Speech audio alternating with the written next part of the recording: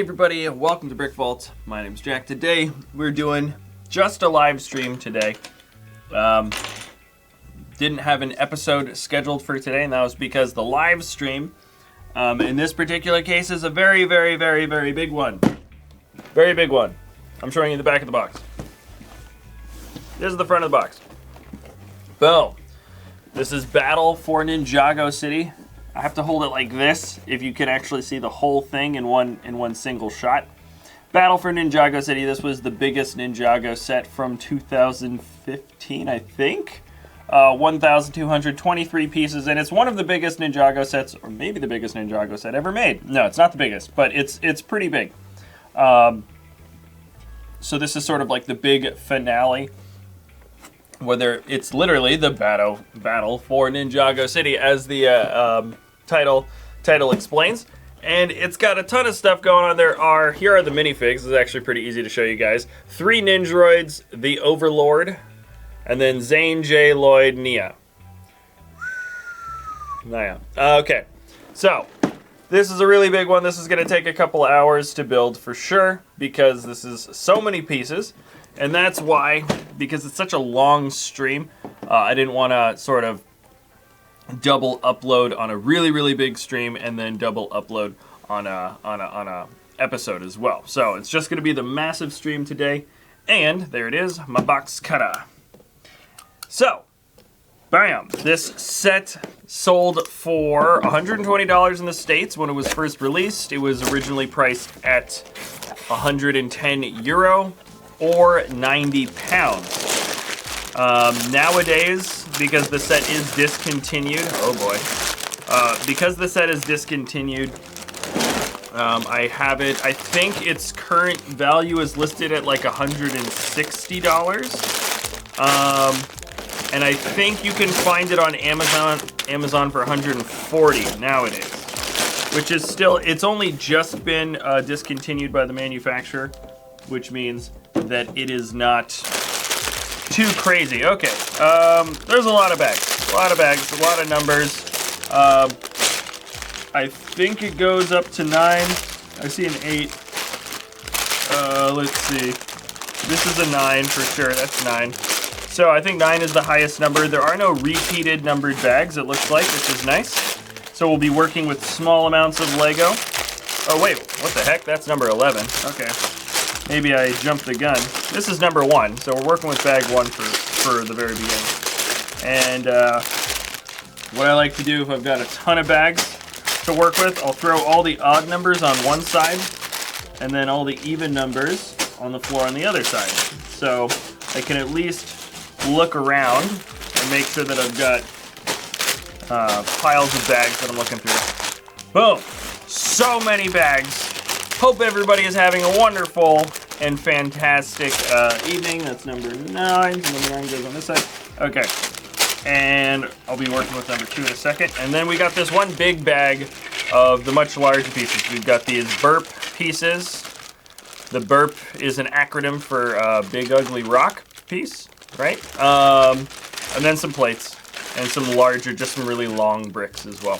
So tons of stuff is in this one. This is going to be quite a long build, and if you have noticed, if you were tuned in for yesterday's stream, how there was all these, there's that error, like it kind of didn't update any of the information.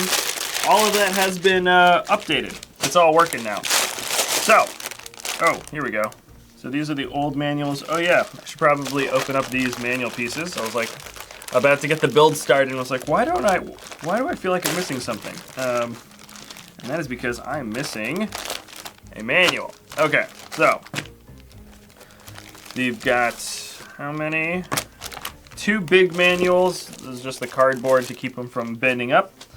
Not too many stickers. 2,223 pieces and this many stickers, which is pretty good. And they actually look like really cool stickers. They're not too out of the way. Okay, this is, I believe, bag number 1. Yeah, okay. So bag number 1, I think is going to be some smaller accessories and stuff, and then we're going to get into the big build with these 2 other numbered manuals. Yeah, bag 2 and manual 2 and 3. So without further ado, let's get this thing open. I like to bite the corner sometimes. It's just a little bit easier if you don't catch that little corner. All right, take a sip of my coffee.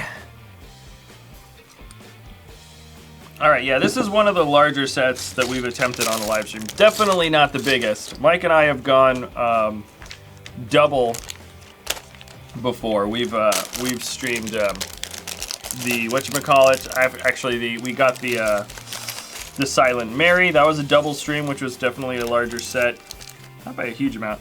And then we've done a few big buildings. I think it was the Ghostbusters Firehouse headquarters. That was by far the biggest one. Cool. So we're building Naya first. Here we go. Let's get her pieces on. A lot of the figs here are going to be exclusive. I know the Overlord for sure is super exclusive. And we actually got this set pretty early on sale, like a while ago. We've actually had this set for a long time. And I never got around to building it. And then and we're doing all this Ninjago collecting, and I was like, wait a second, there's a lot of exclusive figs in here.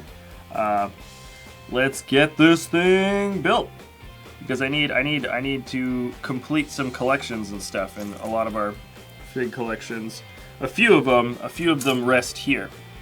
So let's see if I can't get. Here we go.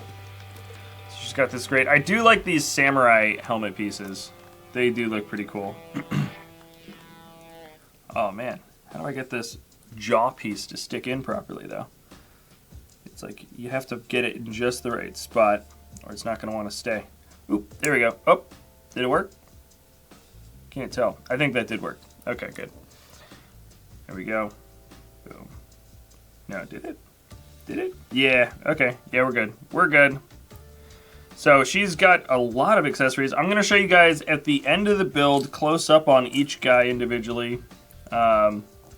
Just so you can really get a handle on what sort of details that she has. But she's as complete as it gets. I mean, in terms of a warrior minifig, you can't really add a whole lot more. In fact, I don't like it when they add more than what she's got. I feel like she's as complete as it gets, and then once you start getting into the sort of ridiculousness and the silliness of, oh, this is kind of nice. The Overlord has two different, he's got these regular black legs. Actually, it's really not. It would be cool if he had special printing for the legs, but he doesn't. The Overlord has, where is it? There we go. So he's got this spiky armor, but he's got it in gold, which I don't think they make in any other mold. I think this gold piece for his shoulder armor is exclusive just to this guy. And then he's got this pretty cool helmet. All right, and then this ridiculous build for a weapon. What the heck? I just noticed this in the instruction manual, but it is all over the place. So let me see. So we got a bar piece, and then we're adding a lightsaber handle plus a saw. That is correct. We are adding a saw and then a trans red axe blade. What the heck is this? What are we building? Look at that. All right, so it's a golden chainsaw with an axe that's glowing red. That is his weapon. But the cool thing about the Overlord is, so he's just got these regular black legs, which are kind of like, whatever. You know, it's cool that they're there, but really, I think his main thing that he should be wearing is this, because he's kind of got like a gown or a cloak or something, and it's got printing that goes up all the way through, and that matches sort of well. It doesn't actually match up as well as you might think. But in fact, the gold feels a little bit different from the bottom piece to the top piece, but still pretty cool. And so they just gave you extra leg pieces if you wanted to have him in sort of a normal minifig form. And of course, his weapon is so big that you have to see. He wants to jump forward now because there's all this weight for this weapon. Okay, yeah, if you balance it just right, he won't fall over. Okay, and then this is the build for the Overlord, his vehicle. I suppose you could call it a vehicle. This is his weapon, his mode of transportation, and how he attacks. So let's get this thing. Okay, I'm moving these minifigs out of the way. Get this into the main section of the build. And bam! All right. Hello, everybody. Fine, Gordon. I hope everybody's having a wonderful, what is it? Is today Wednesday? Is today Wednesday already? Today can't be Wednesday. I hope it's not Wednesday. Is it Wednesday? It might be Tuesday. Why do I not know what day of the week it is? Let me just check on the calendar. Today is Tuesday. Okay. Okay, good. Today's at least Tuesday. I thought I was sitting there, I was like, wait a second, because I try to get collection videos out on Thursday. So I was like, wait, do I have to do an entire collection video edit after this build? Because those take a long time. Usually I like to give myself a little bit of, like I'll work a little bit on it like today, and then I'll work again on it on Wednesday. So it's not, I can break it up into 2 chunks. So, oh, interesting. We've got these kinds of, what the heck? That is so confusing. That's such a confusing step to jump from one place to another like that. But that's the way they decided to do it. Okay, so we've got these weird sort of connections. It's only showing me like a topographical view, which I suppose they thought was an easier way to look at this, but it kind of confuses me. All right. Boom, boom, boom, boom, boom, boom.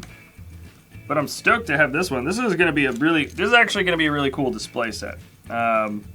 This is a Ninjago set that I don't think we're going to be parting down as quickly as we part down some of the other Ninjago sets. We do that kind of frequently with Ninjago.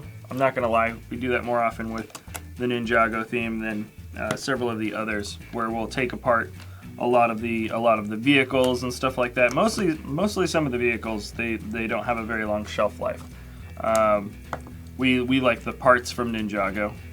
They're really useful for custom building, doing like kind of weird and eccentric stuff. So they don't last for a lot of time. Here we go. This is going to be one really solid chunk of brick right here, though. There's so many plate pieces just. Okay, almost missed that. See, I'm getting ahead of myself. I added the wedge pieces before I was supposed to add these 2 little 2x2s. Okay, now that feels more solid. Okay. I was pressing down on it and it felt a little wobbly, and then realized I missed something. So this is gonna be, if nothing else, it can be home defense for your house. This is like one huge heavy chunk of Lego bricks. All right. And hello, somebody answer me. What's up, Jack? Says Aris Films. Nothing's up, man. Just hanging out. Just started one long live build, that is for sure. Is that just a regular 1x2? See, this is how it happens. You lose. How do you lose the most generic piece? There it is. Like, if I wouldn't mind losing pieces so much if they were actually difficult little pieces to find, but whenever I do lose them, it always feels like they're the most obvious, blatant, just like big pieces that, you know, would be hard to lose. And that's what gets me. It's always just like, oh, you mean the one really large piece that looks different from everything else and should stick out like a sore thumb? Oh, that's the piece you're not. That's the piece you're missing. Here we go. Interesting. So this is gonna have a lot. This right here, there's pretty much no breathing space between any single parts that I'm putting together on this.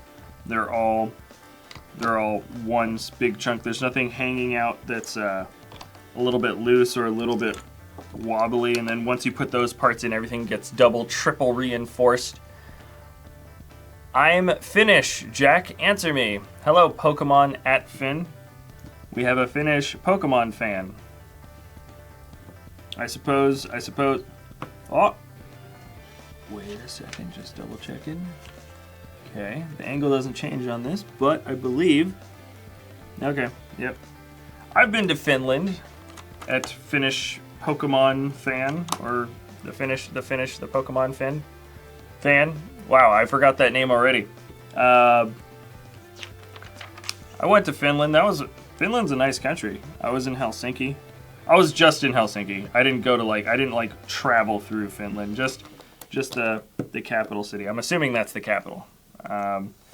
It's the big city in the sort of southern bit of Finland. Finland's this nice big long country, and right at the bottom, right next to the ocean, the sea. What is that? Is that like the Baltic Sea or something? I'm terrible with geography. I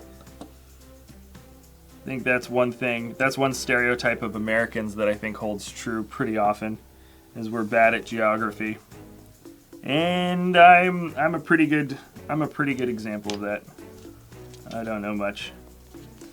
Not much. Just in the places that I've been. Like, you'll learn about the geography of places that you go to, because you go there and you're like, ooh, I want to know where I am, or something like that. But then people talk about different places around the world, and then you're just like, what? Huh? Yeah, sure. That sounds like a place I've heard of. Like, don't know nothing. Okay. Nice. I can't even tell. Oh, I bet this is gonna be like a face and eyes. I bet these are gonna be like little red beady eyes. Bet you anything. I am from the Czech Republic. We are all baby Groot. That makes no sense. Okay. We are all baby Groot. I don't get it. Volume 2. I heard that they're bringing back. I read on some entertainment news article thing that they're doing Guardians of the Galaxy Volume 3 has been approved, and it's been approved for the same like writer and director, I think, or the same director. No, it's the same writer. I can't remember. It's like the same main guys that were doing the original movies, the first one and the second one. So that's gonna be awesome. Usually, when they do sequels and stuff and they switch around the original crew, you know, then the feel of the movie kind of changes when you get a second one out or a third one out. So I get a little bit like, oh, they're doing a sequel, but it's going to be kind of like a different movie with a similar title. This time around, it feels different though. It feels like, you know, they're going to be doing the same thing with the same kind of director, so they're going to try to kind of keep that same fun feel to the original movies. So I think you guys, I know I'm really happy about it when I heard that they're keeping the same guys on board. I mean, also it makes things just easier. Like the example, the Lego Movie 2, the Lego Movie 2 that's coming out in like 2019. It was scheduled, I think, for either 2017 or 2018, but they decided sort of like kind of later down the line that they wanted to do, whatchamacallit,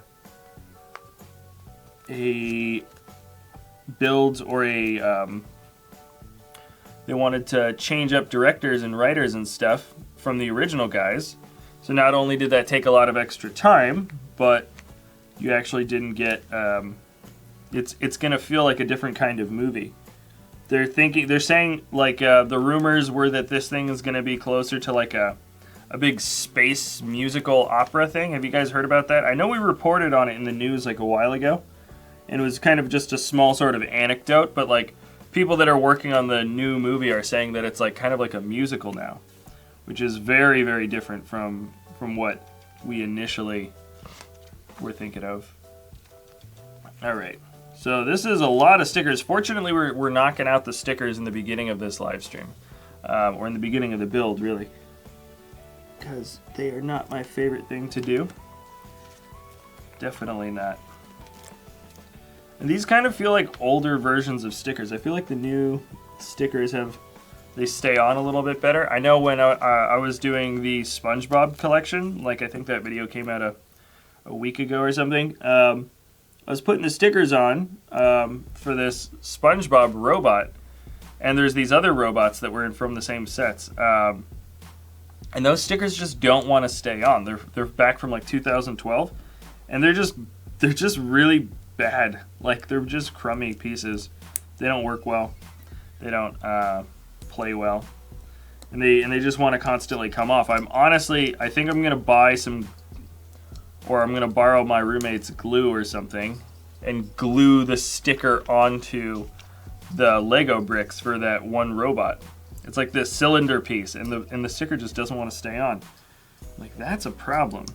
I mean, nowadays I think Lego stickers are much better. I think they've addressed the fact that people weren't liking them and they weren't working that well. But yeah. Ooh. Is this the proper way to do it? I think it is. Okay. Don't want to put the sticker on the wrong direction. Hello, do you see the Lego Batman movie? Skullwalker, stop spamming. Why can't we ask Jack to dab? I only recently figured out what dabbing was. I'd seen people doing it for the longest time, and I just didn't realize that that's what it was. I didn't think that there was a name for it. I honestly had no idea.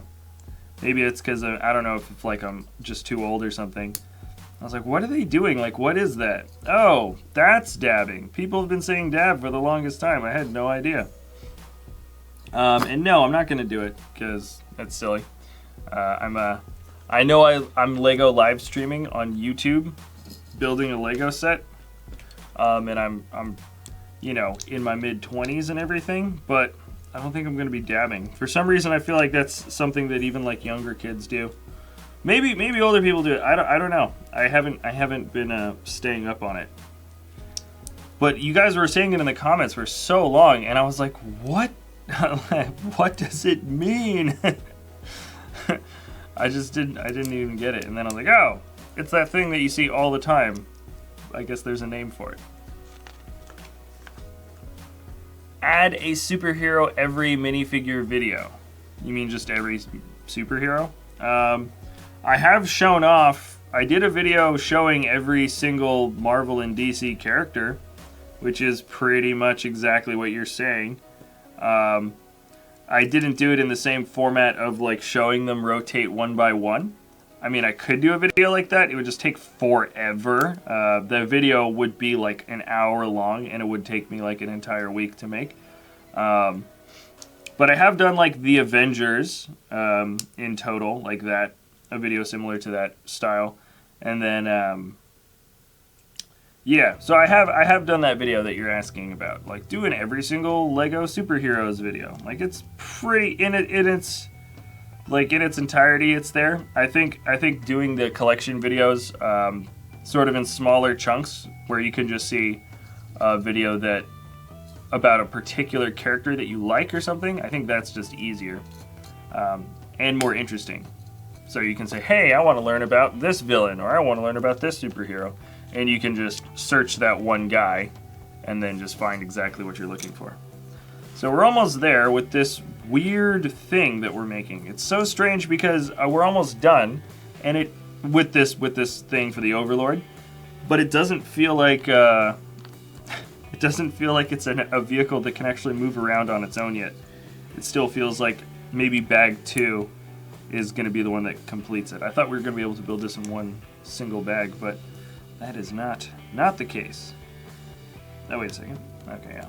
Put this little thing there. It does kind of look good, though. I kind of do like the look of this. I didn't think it was going to be that great of a piece, but it looks alright, actually.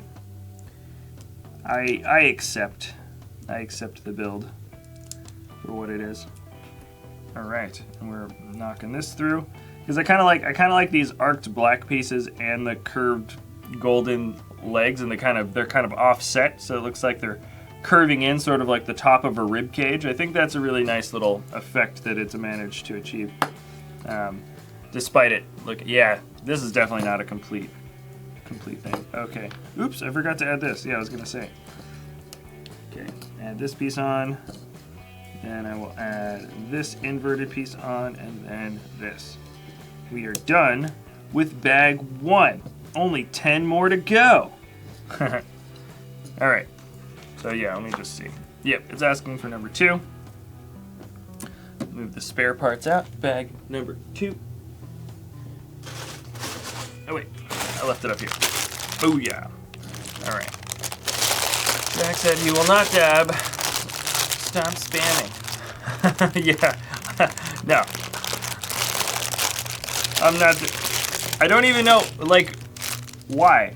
I don't know why or how. It's just like people just do it and they're just like, it's cool, I swear. Like when I was in Vietnam, I was like, I was there like on vacation not that long ago, and like yeah, people were dabbing all the time. I just like didn't. It's like an international thing, and I was asking, I was like, why are you guys doing that? And they're just like, it's just what people do. And I was just like, okay. And that's pretty much everybody's explanation. They're like, it's just what people do. I'm like, really? Because I'm trying to think of like back when I was in high school or whatever, even younger, like if there was something like that we did as kids, like, we all do something, we all do a handstand or something. I can't think of anything that we ever did that's quite like that. It's just pointless. I know. Maybe I'm too old. Maybe that's the generation gap. It's the dabbers and the non-dabbers. I don't know. I mean, do like celebrities? I don't even know. I watch a lot of celebrity news and stuff, but I just can't say that I know where or how or why. Okay, interesting. Well, this is kind of an interesting way to get a bunch of studs onto a square. Look at that. Just keep on adding these inverted pieces with the pins until eventually you've just got a giant brick. Let me click back here. Yeah, just one big brick of pieces. That's crazy. Do in every LEGO Toy Story minifig. Oh, I'm glad that you asked for that because I'm in the middle of. We actually had most of the Toy Story minifigs. Yeah, we had pretty much all of the Toy Story minifigs. And then I did some ordering, and I thought I was going to have every single Toy Story minifig, but something happened where basically what happened was this guy didn't send me the last, it's like a Buzz Lightyear, and he's like dirty or something. That was like one of only like 3 guys that I needed to complete that collection, and he like just didn't send it to me. It was super weird. I mean, it's people mess up orders on BrickLink all the time, and that's just like sort of the nature of ordering stuff from vendors all over the world. Not everybody's going to be totally on top of their game, and you accept that. But this guy was so weird about it. It was like he didn't respond for the longest time, and then I was like, "Hey man, you want to send over the you want to give me an invoice or whatever, like so we can get this transaction going?" It had been like a week, and then without responding, he sends me like the invoice like immediately. So I guess he like saw my message and immediately was like, "Oh, okay." Like I forgot. I'm like, okay. So I paid him for the thing. I paid him for the minifig, and then he just like didn't show that I had like actually finished the payment. Like he didn't confirm that he received it, and I know like that he did, and I was just like, okay. So you gonna say, "Oh, is this a ×3? Ah, that's so weak." Okay, I built one of these things, and I missed the ×3 thing in the beginning of the steps, which means I got to build this 2 more times. Long story short, I sent the guy the money for the minifig, and he's like kind of an expensive minifigure. And then what does he do? He just like immediately doesn't. I can tell he's like not going to pay me. So I like, you can do like a little thing where you can sort of file a complaint against somebody who's like not paying or like not delivering. And then like you don't get anything out of it. Like it was so weird. It was like he was like, I will charge him, and then he charged me and then decided not to pay me. And then like you can just file a complaint, and then you file a thing at PayPal, and then it messes up his PayPal account. Like we got our money back. It was just it was the weirdest thing. I haven't quite encountered that where it's just like he had all this time to think about it, and then he still decided to charge us, and then immediately, like, he gets a strike on his BrickLink store, and he gets a strike on his PayPal account. It was like, for what? So maybe you could make $10, maybe? Like, I don't know. Sometimes people on the internet, like, I can understand how scammers and stuff happen, but, like, I don't know if he was a scammer, like, the worst scammer on the planet, or, like, what, but it was like you just struck your account and you got nothing from it, and even if you did, you would have made $10. It was so weird. So #scammed. #tried to scam. You can't really scam people that easily on BrickLink. Like you can, but I mean everything's done through PayPal, and if you don't deliver on PayPal, like dude, you just tell them they have a pretty good system now where if the transaction hasn't actually gone through, then like you just get your money back, even if you've already sent it through on PayPal. So it's like, I mean, if you're gonna scam people, I would say don't try to do it through a Lego thing. Like try to do it through, I don't know, eBay or whatever the heck people scam through these days. I just thought it was like the weirdest thing. I was like, wow, like why did you think this was a good idea? So strange. Can't say I've been a victim of many scams or anything like that, but it was just like, I don't know. Never seen anybody done that. Stop spamming that. People are spamming. People are spamming here. People are scamming there. When is it gonna end? Oh no. Okay. So we're getting kind of a lot of good pieces that I think are gonna work out pretty well. There's a lot of pieces in this set, and we're getting some really cool ones. I like these trans red 2x2s that I'm putting on. This is always, I always love these pieces, these trans red 2x2s, 1x2s. And lots of gold pieces. For some reason, I'm just constantly trying to get as many gold pieces as possible. I was going to attempt this mock that needed a ton of gold pieces.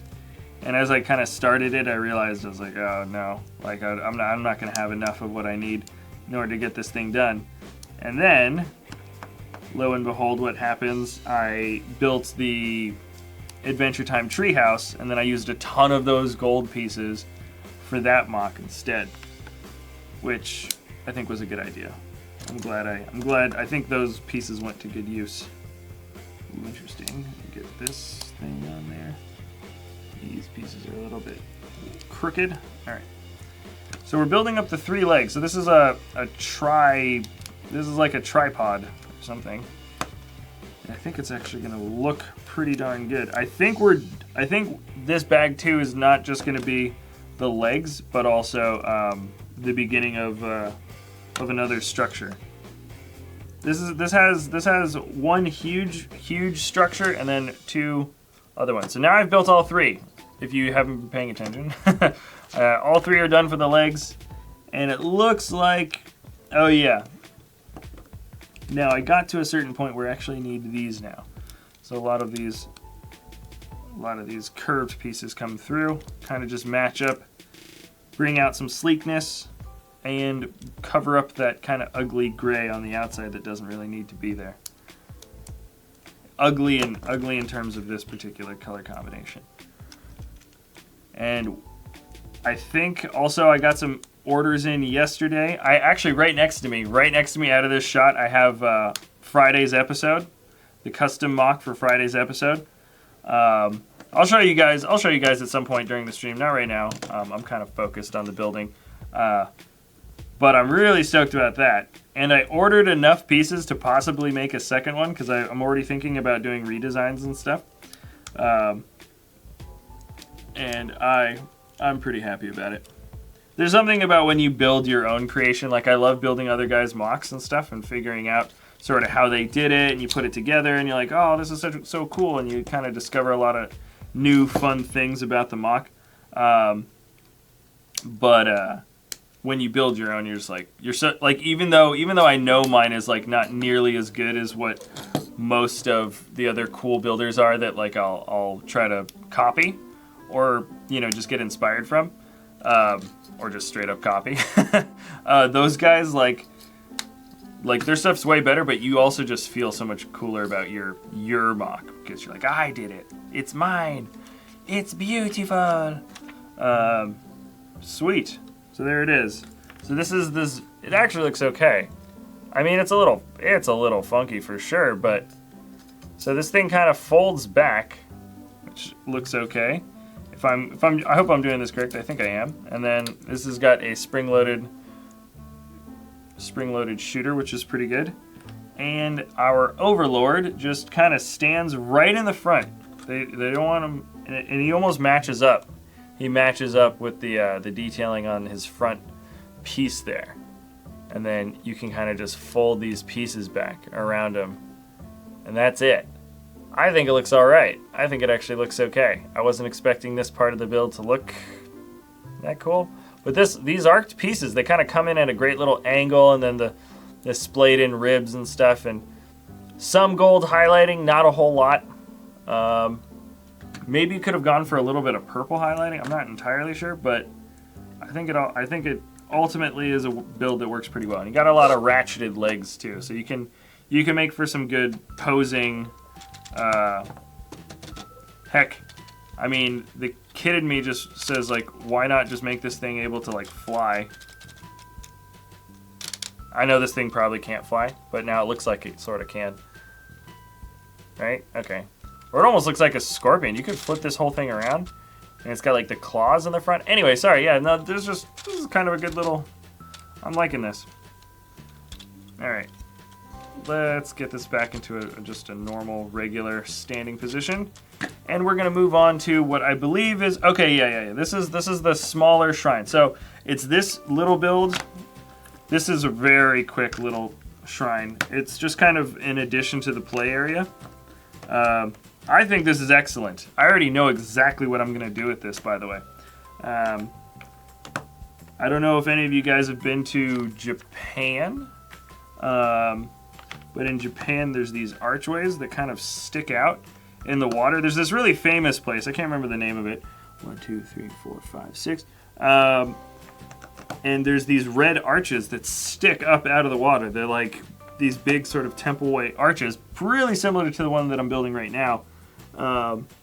And you can build them up and...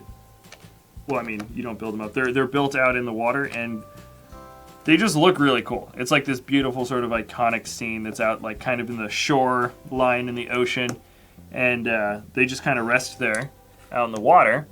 And so I think this would look kind of cool resting like partway into the water, into like the actual ocean in our LEGO city. So this is a build that I think is going to get modified into the LEGO city sort of ocean side. So I know that has nothing to do with Ninjago, and it's not anything like that, but I'm telling you, when I saw this, I was like, you know, I'm looking at the pictures on the box, I was like, this is something that's definitely going to get modified and turned into something that I like. I might modify the shape a little bit. I'm going to do some research on the actual archways. I can't remember the name of them. If anybody knows the name of those red archways in Japan, let me know. I'm going to Google it after this live stream and kind of figure that out, because I've got my custom build, my mock that's right next to me, and that's going to be the video for Friday. So I was actually doing some VO for it this morning before I started this voiceover, just recording kind of like what I wanted to say, all that. Oh, this is a great little. I like this. This is probably one of the nicest bits of dimension to the whole build. Is you just kind of put the little stud in there, and then it just sticks right in like that. So you have a little bit of space between the piece right here, and it just sticks right in. And then I think you can just pop it right on, and there it is. So that's bag number 3. And what I did, so we've built these two things, and I always do this. I don't know how often I do this, but pretty darn often. I'll forget to build the figure from the bag. So this is Jay. He's got some pretty good detailing. This is, oh wait, hold on. Jay's got a face mask. Sorry, can you see him? Okay, there, now you can see him. So I'm building up Jay. He came from bag 2. I always skip the minifigs in the beginning. I just go straight to whatever that build looks like, and then I just don't stop. And he's got his hair. It's kind of a nice reddish brown, sort of nougaty color. And it looks like he is going to have some swords in his back again. Again, this is like as much as I like to build up a minifigure. You put a thing on his back, maybe add like some weapons or something, and then that's it. You know, and he comes with a spare sword, so like, heck, why not? He's got 2 on his back, 1 in his hand. Cool. I like that. It's simple, but it's also built up. He's got the armor, and he's got the face mask, but there isn't like some massive giant contraption attached to the fig. And that is ultimately, I think it looks so much better. Wait a second. Let me just go back through this really quick. I just double, triple want to check and make sure that there is some sort of piece being used properly. Okay. Actually, yeah, this is, because I saw this ridiculous piece. I saw this ridiculous piece, this blade. That's a blade. It looks like a, I don't even know what it looks like. This is actually Jay's weapon. So he's got the spare sword. So I was about to make that mistake, but this is Jay's weapon. Heck, I'll still keep him with the spare sword.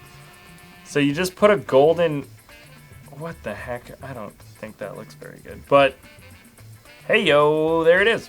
So anyways, I mean, I like that. That shape is cool. It's so weird. I feel like it'd be fun for a custom build, but that's that. Okay, now let's move on to bag number 3. I was about to say, this thing was starting to look really strange. Okay, and then I guess bag number 3 is gonna start right schmer. Okay. Ninjago! How do you become a moderator? We added a few moderators in the beginning when we first started live streaming. And I don't think we want to be adding any new moderators anytime in the near future, just because I think we've got enough people. Number 3. Boom. Okay. Move back to here. Sometimes I'm clicking around on the screen trying to see what's going on, and then I can't see what's actually in the build anymore. Alright. Why am I not able? There we go. It's like they're the easiest bags to open if you could just get that nice little tear in the beginning, and if you can't, and you stretch it out, then it's kind of a pain. Alright. Let's build the minifigs first this time. It's always telling me to do it. So I think this is Zane and a Ninjroid. There's 3 different bad guys, and they're all just called Ninjroids, you know. There's different kinds of Ninjroids. So let's build up Zane first. But hold on, let's get his armor on. I keep forgetting the armor piece. It's armor, and he's got a little face mask. I should probably open up the second bag in order to get it up there. Favorite Series 17 figure. Who's the favorite? I like the Rocket guy for Series 17. I know a lot of people like the Rocket guy. I'm trying to think now. Who are all those Series 17 collectible minifigures? Rocket guy's one. I like the dwarf. I like the dwarf warrior. He looks really cool. There was a couple that were sort of just like standard ones, like the vet tech. I think should be a good fig to get. And who else was it? It was just like a really like stereotypical French guy. I like how they're just like, let's just make some guy really stereotypically French. I'm like, yeah, sure, why not? You know, I think he's got like a baguette and like a French bulldog, and he's wearing like a black and white striped long sleeve or something. It's something like that. It's like super, super French. Or he's wearing like a beret or something. Here's Zane. Bam. Yep. Now Zane comes with, this actually feels a little bit more complete and a little bit more like good. So he has the same mold blade that Jay has, but it's blue, and I think blue's better. It's especially better for Zane in white. He's got just a couple of light blue highlights on his body. So he comes with this. So he's got this blade. This is the front of the blade. I have to like look at the picture. I don't even know what the front or back of this thing could be. And then he comes with this shield piece. No detailing on the shield, just classic light blue energy shield. And that's that. I think that's cool. I think that's actually a pretty good setup for a fig. This is starting to reach that point of like, you've got a lot going on for your figure. There's a lot of stuff. This built weapon is just really, really long. But boom. Alright. Boom. And we've built this guy up. Now let's move him over and get the Ninjroid built, who's a much, much, much more simple guy. I don't think any of the Ninjroids in this set are exclusive. I'm pretty sure they're not. But it's good to get, well, you get 3 of them, just like 3 bad guys, which is pretty good. The Ninjroid. What a ridiculous name. Yeah, but I like him though. Pretty good guy. The Ninjroids. Crazy, they're like demon robot ninjas. Or just robot ninjas. I don't know why I added demon. They just look evil. They're evil robot ninjas. That's probably a better way to put it. Here we go. And looks like we're building up something. Maybe we're building up... Oh, Zane's got a flyer. I really thought we were going to be building some more onto the main body of the build now, but I think there's a few other alternate pieces. Oh, interesting. All right. So Zane always has a flyer, I feel like. But this one definitely looks a bit different. Interesting. Okay, so this is going to be what you put on Zane's back normally. There's a little head bracket piece there. Whoa. Okay. Yep, is that correct? Yeah, so you have to take Zane's swords off his back, or his armor off his back, if you want him to actually be able to fly this thing. Not too bad, though. And let's get this piece in there first. Weird. Actually, I think this was kind of a cool idea that they decided to use just Technic wing blade pieces for this. Usually they don't just go all out Technic within what's, demonstratively a just regular LEGO set. He's got himself a couple of missiles. They can be posed around just a little bit. Let's get the next one. Oh, I'm losing my pieces. They're called Techno Blades. Oh yeah, Techno Blades. You know what? We did reviews on these like years ago, or like a year ago, or a year and a half ago.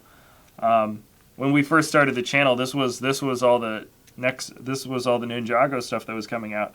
And actually, some of the things that I've been building this week and last week, the old kind of throwback Nexonite sets, they're ones that we bought like on discount, like kind of after the fact. Like usually, I know Nexo and Ninjago, like those big like fun play sets, you can get them a bit cheaper, kind of a month or 2 months like after a wave. Then they'll really all start going on sale, especially if the wave wasn't that successful. This wave I think did okay. I don't think it was actually that great. And so when we bought like most of these sets on way discounted prices for Amazon. So this is our flyer. You can put it on Zane. I'm not going to right now because I would much rather keep building. And this is also something that I can totally use for the city. I know I feel bad putting a set together and already talking about just not using it for its intended purpose. Because I feel like that's kind of docking or like kind of like bad for the set that I'm actually putting together. It's not. I don't feel like it is, but I feel like it can be interpreted that way. Just like, hey, I'm going to take this thing apart and not do what it was supposed to be doing. No, I just think I'm seeing this and I'm like, nope, this is going to look really cool in the city. I'm doing something for this in the city. So that's just my mentality. Because this is a great build for a tree. We've got a bunch of different tree designs and stuff that we want to add and implement. I think we're going to do we might just do a tree building episode for the city and just add like a forest in one place and kind of like a park. And so we can have, spruce trees, and we can have willow trees, and we can have bay trees. I don't know. It could really go for like a bunch of different, you could do a bunch of different things. And so this is, I don't know what this is. I'm kind of leaning towards willow tree. I don't really know. I don't think it actually has a specific type for this build, but it just looks good. It just looks pretty darn good. Oh, interesting. Ah, this makes sense. And yeah, it's such a clever little way to build up branches that kind of go side to side. Yeah, I want to build more of these trees. It's weird. I get excited about like the nature aspect of the build more than the crazy. Ooh, look at the blades and the weapons and the swords and stuff. I think this actually looks pretty good though. Here we go. So we've just built up the main body of the tree for the most part, I think. And then, oh yeah, gonna be adding just a little bit more. Okay. So now let's get this thing going. We have some red. Where the heck? Okay. A little bit of red on these little side pieces. A singular dark green on the top. Interesting. And then everything else. Oh, interesting. Okay. And then you just add these clips that kind of come through right in the center, and then the clips go on this way. Oh, this is so cool. That actually works really well. That works a lot better than I thought it was going to. Here we go. Jack, what state are you in? I am in San Diego City, which is in the state of California. It's pretty darn nice weather here. That's probably like some of the toughest things, like especially like I know when Mike and I are working on something like late on a Friday, or like just when it's just like a really nice day outside, we're just like, man, you know, I think right now I'm probably you know, just 20-30 minutes from like really nice state parks, like really nice state parks with oceans and people. There's surfing and there's all that stuff. And I like to make it out there. I don't surf, but I do like it to make it out to the ocean like as much as possible. And then, but then you're building Lego. Like, you kind of have to bide your time between, you know, going out and actually like getting some sunshine and doing some other stuff, or just building Lego sets all the time. Here we go. That's a cool build for a tree. I mean, I'm not a huge fan of the black that kind of underlies there, but I thought it was a really clever way that they managed to add the different kind of branch pieces, or these leaf pieces. They're kind of all kind of on these little joint pieces. It's so cool. It's really good. It looks good. It's a design that I kind of maybe want to emulate or change up a little bit for future endeavors. Okay, boom. So we just finished manual number 1. So manual number 1 was everything that's not the giant build. So we've got boom, we've got boom, we've got boom, and then we have a ton of minifigs too. We built 4 minifigs. 5 minifigs, because the Overlord is in here. I didn't see that. So that's a lot of stuff already. But that, of course, is not the main featured part of the build. Let's get manual number 2 over. Boom. Big manual number 2. And now we're going to build a couple more figs and open up bag number 4. Where? Okay, the even numbers are here. There it is. Bag number 4. Ah. Now let's be like, I'm just going to work here and bring all the rules. Okay. Be nice, chat, don't fight. Phone, consider it done. Why is every single, I feel like every single comment is getting deleted. I don't understand. Yeah. Okay. Who is this guy? Sorry, I'm going to do just a little bit. I have my eye on some of these people. Some of these people, I don't know why people like to talk about politics, or you're not even talking about politics. You're just saying, you're like, I'm going to say a politician's name and then say something. I'm like, okay. Yeah, this is a live stream, bro. We're just hanging out playing with Legos, bruh. I don't get it, bruh. Okay, I'm done. This is huge. By the way, this is a lot of plate pieces. I didn't realize, like, I mean, I did, but I didn't. Now that I'm actually putting all these together, this is going to make one massive bottom plate area, like huge. Jack, what is your favorite Ninjago set? Currently, ooh, wait, no, I actually know this one. It's definitely from the pirate flying, those Flying Pirates series. I really liked those ones. I thought those vehicles were awesome. And I liked that shark flyer. You know what I'm talking about? It was like this long it was kind of like a jet fighter plane, but it was almost like steampunk-esque. It was kind of a very steampunk type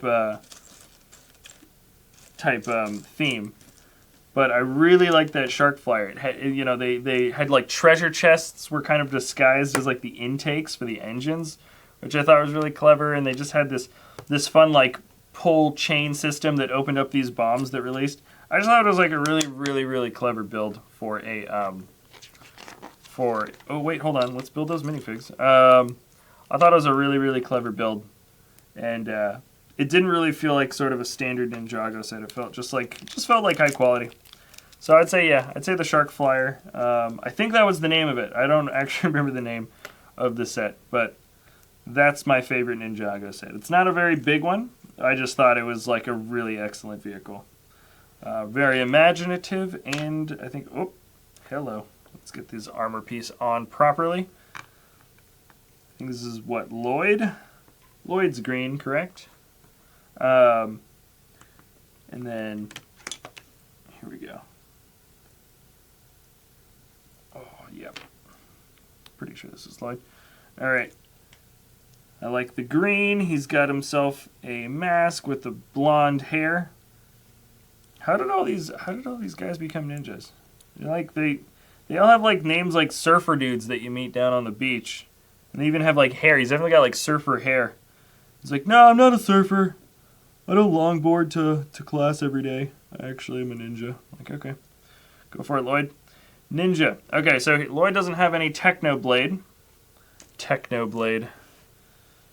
And neither does our Ninjroid, or at least maybe he does. Maybe that's what the trans part means for these blades. I gotta say, I didn't really keep up with the lore quite as much. I think this is a cooler piece than that axe piece that we saw from the Overlord.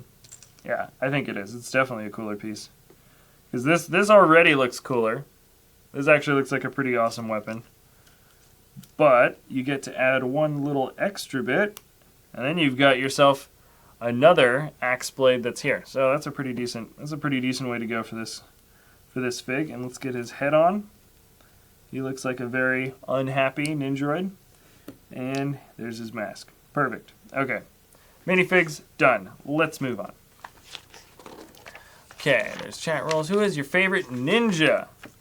Who's my favorite ninja?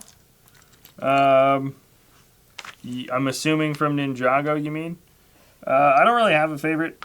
I don't know enough about like their respective personalities or whatever. I like ninjas from like movies and stuff. I like those ninjas. I don't think I got a favorite ninja. What's your favorite ninja? Let me know in the comment section below. Make pugs. I don't know what that means. What do you guys? There's so many hashtags. How do you guys keep track of so many hashtags? That's what I'm curious. You guys just make up. There's the hashtag market is flooded right now. I don't know if there's enough. Whoa, here we go. So this isn't. We're not building up. We don't have base plates for this. But what we are doing is we're gonna build this thing way out. You ready? Got one build in here, and then another one coming in here. Boom. 1, 2, and then let's move all these pieces over, and then another 1, 2. So this is 6 by 6, so that's 12, and then, but this is even bigger than 12. It's like 1, 2, 3, 4, 5, 6, 7, 8, 9, 10, 11, 12, 13, 14, 15, 16. 16, 16, 32, plus 12. That's 44. So it's 44 studs long. That's crazy. That's a big build. That is way bigger than what you're going to be getting for a standard base plate.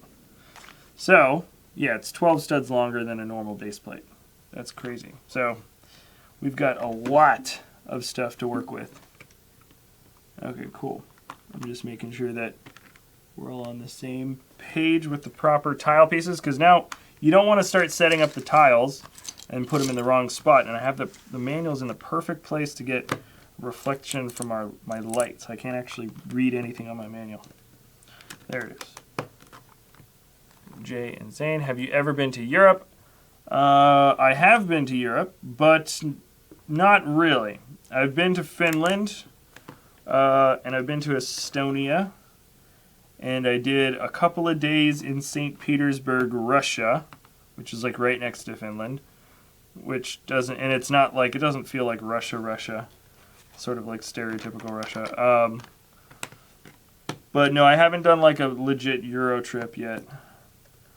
Most of the time when I go traveling, I go to other places instead first. So I do think I should just kind of be like, all right, let's see what this Europe thing's all about. The few places I did go to, like, because Finland and Estonia are also like not sort of classic places that you might travel like first time around. But I really did like going there. And it would be nice to check out different places. I would love to do a Euro trip. I feel like we've talked about this before in live streams too. People like, come visit me in Spain. No, go to Portugal. Like, dude, I would go everywhere. I would visit everybody. I would go to all the places. That's anytime I ever get free time, it's to hop on a plane and to try to like go somewhere I've never been. And it's always fun to go places that you didn't even know anything about, you know. Like, that's always a lot of fun. You're like, oh, I guess I'm in like some really rough place now, or I'm in some like really different spot. That's always a lot of fun. So that's what I do like to do when I do get free time. It's a lot less free time nowadays with the channel, because the channel is pretty time consuming. But this is a good thing, I think, to consume your time with. Very lucky to be able to do this, to be honest. And we are knocking out a lot of good content here. We got some really good pieces. Nice. This is actually looking like a pretty solid foundation. Whew. I think this is the foundation for the front entrance, right? Do you know the video of the Netherlands where they make fun of Donald Trump? Dude, there's a million videos where they make fun of Donald Trump, I think. Aren't there? It's just like, I feel like that's what so much media is. But no, I haven't seen that video. Not the one you're specifically talking about. Here we go.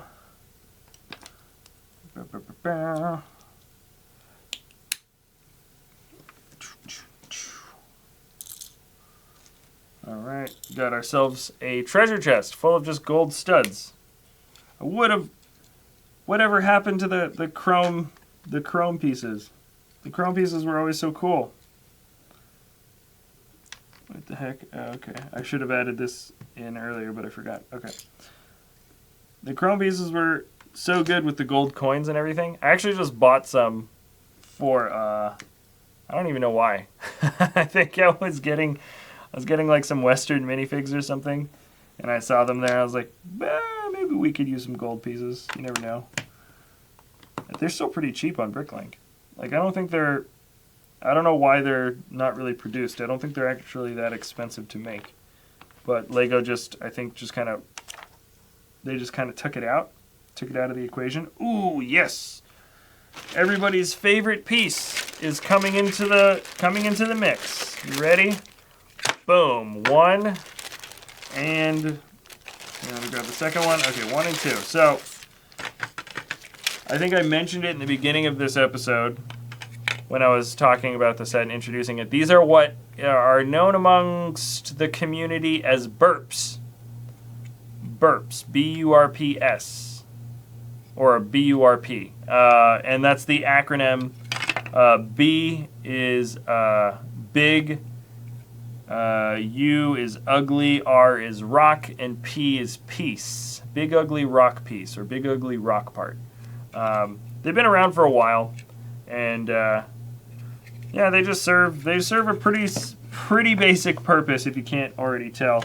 And that is to just kind of like, all right, you can get just a big kind of rocky area, and you don't have to spend a lot of time fiddling about with how it exactly is going to look or anything like that. You can just kind of just throw this glom on this big kind of odd-shaped thing, and it just doesn't look very cool or good, you know. I think a nice thing about building up a wall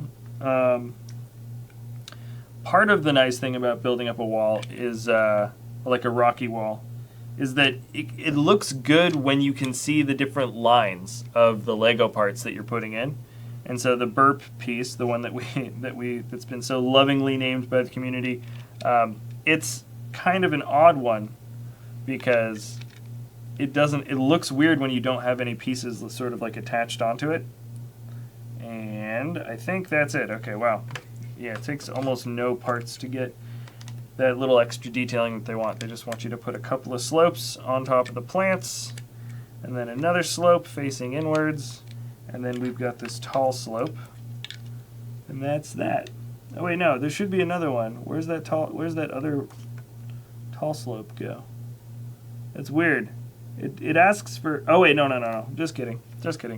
We got it. And then now let's put it on. So one is gonna fit, okay. It's pretty easy to see where it goes in. You really have to push it in though. Really make sure that it's actually in the studs. And there it is. So the big ugly rock piece. They're still useful. I don't care what anybody says. I like that piece. But they're just like really fun for people to make a custom bat cave. It says electric pear. Yeah, that would be awesome. That's like, that's something that I would love to do.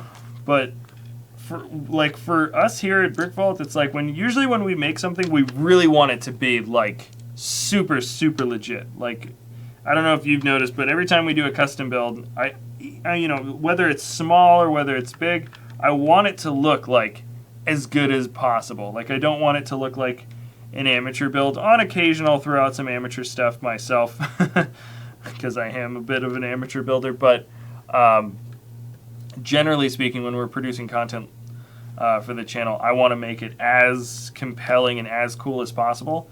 And so to improve upon a Lego Batman, Bruce Wayne's mansion mock, that would be so hard to do because like builders have done Bruce Wayne's mansion, Batman's mansion, and his Batcave so well, and there's so many of them, and they're all just like one immaculate build after another, that I feel like to really go like head over heels and really try to make a Bruce Wayne Batcave, it would just be insane. It would be like a year-long project, and it would be awesome to do. Don't get me wrong, I'd love to do it. It's just so much. It's like one of those endeavors you're just like, all right, this is going to take up my entire life for like the next year, 2 years. Like I'm not going to be able to leave this room for forever. But yeah, it would be awesome to be able to make that up. For a while, we did have that little chunk of Bruce Wayne's manor in the Lego City. And recently, kind of a while ago, I sort of took it out just because I couldn't. Like, I sort of naively thought I could just build sidewalls onto it, but that's not really how the design works. And I would have had to do it like pretty much a complete overhaul and redesign in order to really seal it up. And then I was like, I don't have the time for that. So I just took it out for now. It would be good to kind of seal that thing back up though, and put it back in for. Oh, there it is. I was looking for this last piece. And we're almost done with bag 4. We're actually making decent time. I don't know. I've been streaming for a while, an hour and 15 minutes. But I think considering everything that's been built so far, I think this is actually pretty good. And this is, I think, one of the last steps that I'm adding on to right now to finish off sort of this whole thing. Oh, cool. Okay. So this is where the other inverted pieces are coming in, making some sort of spaces and some opening areas. Interesting. Gonna add some more plates into the burps. Such a big, ugly, nasty rock piece. Okay, and like enter Jack, knock knock. That's from Skull Walker. Remember, there's like a 20-30 second delay too. So knock knock jokes are kind of a hard thing to put onto a live stream for YouTube, because you just don't know when the next knock or whatever Make a custom life-size pistol. No, we don't do guns really. I know Lego doesn't ever make guns. Dude, if you want to see custom pistols or anything like that, check out Zazi Nambies. I don't know if you guys know who that is. He's another Lego YouTuber. He's huge. Dude, he's got like 1 million subs, so you probably do know who Zazi Nambies is. But that's a guy that, dude, he makes some cool stuff. He's been focusing mostly on like video game builds, but it's super good. I would highly recommend checking out Mr. Nambies if you have a chance, because he has been making weapons, like life-size weapons based on video game characters' weapons for the most part for like, I don't know, years. And like when I look at his builds, I'm just like, dude, his turnaround is like so fast.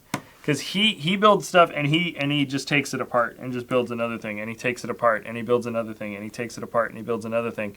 And that's like the ultimate, that is the ultimate Lego builder right there. He just loves the process of like actually putting stuff together. Because usually if I spend a really long time making something, if I'm really happy about it, like I don't want to take it apart, especially not immediately. It's one of those things where it'll be sitting around, you'll move it here, you'll move it there, you'll take a piece off of it for a new project here. And you'll take a piece off of your build another time there until eventually you've taken so many parts away from it that you start to part the thing down, and eventually it kind of like, you know, it runs sort of like a natural course of its life, like a Lego build does. But Zazi Nambies, this guy who does these life-size weapons, he's just like, I swear, as soon as he makes the video about it, he probably just parts the whole thing down. It's crazy. Like, that's just somebody who's just like so into the process of actually building. Whew. It's like, somebody said I have a nice face. Thank you. Thank you. That's why I'm covering it up with this beard. Gotta cover it up.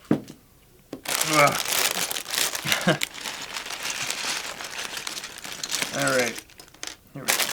Whoop. Whoop. There we go. Okay, just gotta make sure that you got no extra pieces sitting around in your bag, because that's a great way to not find something you're looking for. You never take it out of the bag in the first place. When do you guys finish the Tantive 4 mock? You know what? That's my brother's project. My brother is beyond busy. I will be showing off. I am going to be doing a video that you'll see the Tantive head for like a second. I kind of want to superimpose like an image of a Tantive 4, kind of like, so you'll see the Tantive head in the studio, and then like I can kind of just superimpose an image of like what the rest of the Blockade Runner would look like if it was totally built. I'm not like some graphics expert, so it's going to look really bad. So don't expect it to like look good. That is going to be in an episode probably next week. And it's not going to have much to do with the Tantive. It'll just be there. But realistically, that thing is not getting finished for like a really long time. I don't know why my brother, like, he just started the project and then was just like, oh, I'm busy, I have to work on something else, and this is going to take me 2 years to finish, so I'll start this some other time. So he basically just like built like the initial design. The hardest part, I think, was him building the head, just in terms of all the crazy shapes and stuff. And then he just doesn't have time to finish it now. Oh, interesting. I think we're building in some sort of hidden feature. I'm not entirely sure what we're making right now. Make a custom Suicide Squad Joker car. No. Maybe. It was interesting. I don't know if you saw the Batmobile one from 1989. You probably did, if that's the comment that you left to make the Suicide Squad car. But like the Joker car, I really liked that that the vehicle for the Joker from the Batman movie actually was like the same. It was like the same vehicle builds that we got from Lego Batman movie and the 1989 Batman movie. They were like the exact same vehicles, like with the same. They were like those old Cadillacs that had yeah, there were Cadillacs that had, I think it was purple bodies with a green top. It's like exact. It like matched up perfectly with the. Ooh, this is interesting. So yeah, we definitely just built something. Some sort of activator switch. I think this is the part that you pull up, and then it's supposed to do something else. So that was kind of cool, where the people kind of created. They used sort of like a classic look from a classic movie, and then they just built a Lego design based on that. But like, they didn't say it. Like, they didn't tell anybody that that's how they were doing it. But if you watch, if you see that clip, you're just like, oh yeah, that's exactly how Joker's lowrider looks. Like, it looks exactly how his lowriders looked in that movie, which was pretty cool. But the Suicide Squad one, it just doesn't feel that iconic. Partially because I'm not even really getting a mental image. I watched Suicide Squad and I really didn't like it that much, so I was like, meh. Usually I like to, if I'm doing especially a build preserved like, you know, like something like based on a movie, I'll do something that like I really care about, like a movie that I'm really, really into. Like I did a little mock the other day that that I don't think most people are gonna really like that much. Or somebody else's mock that I just saw, and it was small, and it looked like I had the parts for it, and so I built it. But I loved it. I was like, oh, this is so cool, but I don't even know if it's worth making a video about because, like, nobody's going to care. Nobody's going to know. You know, I like to put out videos that I think people will like to watch, too. It's a combination of focusing on things that you really like, and then putting out content that you think other people are going to also really like. You know, I think that's one big mistake a lot of YouTubers, or at least I think we were also making when we started the channel, was like, hey, we really like doing something. We really like doing this thing or that thing. Maybe other people will too. And then we do it, and then just like immediately realize, oh, wait a second, we thought it was cool, but like nobody else thought it was cool. Like, and YouTube doesn't work where you can just do exactly what you want to do and just be like, well, people just have to watch it. I'm like, no, they do not. If they don't like what you're making, then that's that. So, yeah, sometimes I'll work on builds and I'll just be like, yeah, this is something that I don't even think is going to be like, you know, I don't even think it's going to be like, people are going to like it very much. So I just kind of like, just leave it to like the wayside. I'm just like, okay, that was a fun little thing, but I'll just work on something else that I think will make a good episode too. So you kind of have to go through a combination of sort of trial and error. I mean, most of the stuff I work on, I will try to make an episode out of, but not all the time. What can you expect? What can I say? Except, okay. Please make a video of it. A video of what? Which one was it? You mean the thing, the little build that I was talking about? It's just a motorcycle. It's a minifig scale motorcycle from a movie that I like, and I was just like, oh, this is the guy did it really well. I want to do it. That's all it was. Okay, interesting. So this, what the heck? So look at this. What am I building? Sorry, it's a little bit out of the screen. I'm trying to do this opposite wise. Look at that. It actually kind of looks like a decent little function. I don't know what it's for. What is your favorite Ninjago set? Like I said before, I think somebody asked, that is the Shark Flyer, the Sky Flyer. I cannot remember the name of that set, but it was from that pirate flying theme with that. It was kind of like a fighter jet. Had these wings that folded and bombs that dropped, and I don't know, it's just a lot of fun, clever designing. Boom! Look at all these big, fat brick pieces here. Okay. I have a lot. Ooh, okay. I didn't realize.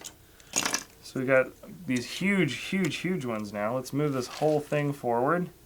Let's get this thing built up. So, boom. Is this correct? Wait a second. Am I just putting stuff on? Nope, that's not correct. Not correct. Okay, that is correct. Yeah, so 1, 2, and then 3. Okay. So those are. They don't make bricks much bigger than that. The 2 by whatever. So that's like a 2 by 1, 2, 3, 4, 5, 6, 7, 8, 9, 10. 2 by 10. Yeah, maybe they do 2 by 12s, but like I don't think they get much bigger than that.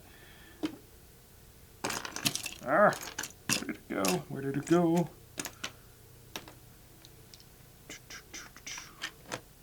Is there music playing? I feel like it got really quiet. Oh, wait. I just hit this song that went on for like 40 minutes and it's all silent. Oh, that's annoying. Sorry, guys. There was definitely supposed to be music playing that whole time. I just like noticed that I didn't hear anything. You guys gotta point that out next time. I wouldn't have known. Maybe you guys did point it out. To be fair, you probably did. Does anyone here watch How to Basic? I feel like that's a really familiar name, but I can't put a particular video or something to it. I think that's a YouTuber for sure. I just do not know who. Okay. I'm looking for pieces again. Still losing parts again.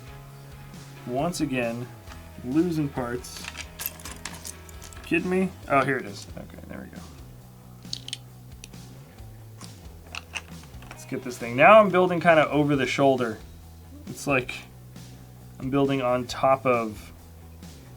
Ooh, interesting. Okay, yeah. So I'm kind of building on top of other pieces. Interesting. Okay. I'm reaching around the main body of the build. But I think this looks a little bit better on camera. What the heck? Okay. I'm losing all these little parts. There's not that many pieces on the board at any given time, which is better, but as you can see, I'm still struggling losing pieces pretty often. This is kind of a cool little setup, though, the way this thing's getting built up. I think this is this a stairway? Yeah, I think it is a stairway. Look at that. Okay, this makes sense. And here we go. This is probably one of the last ones here.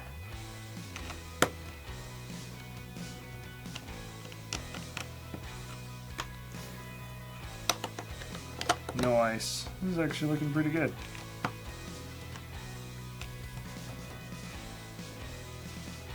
Alright.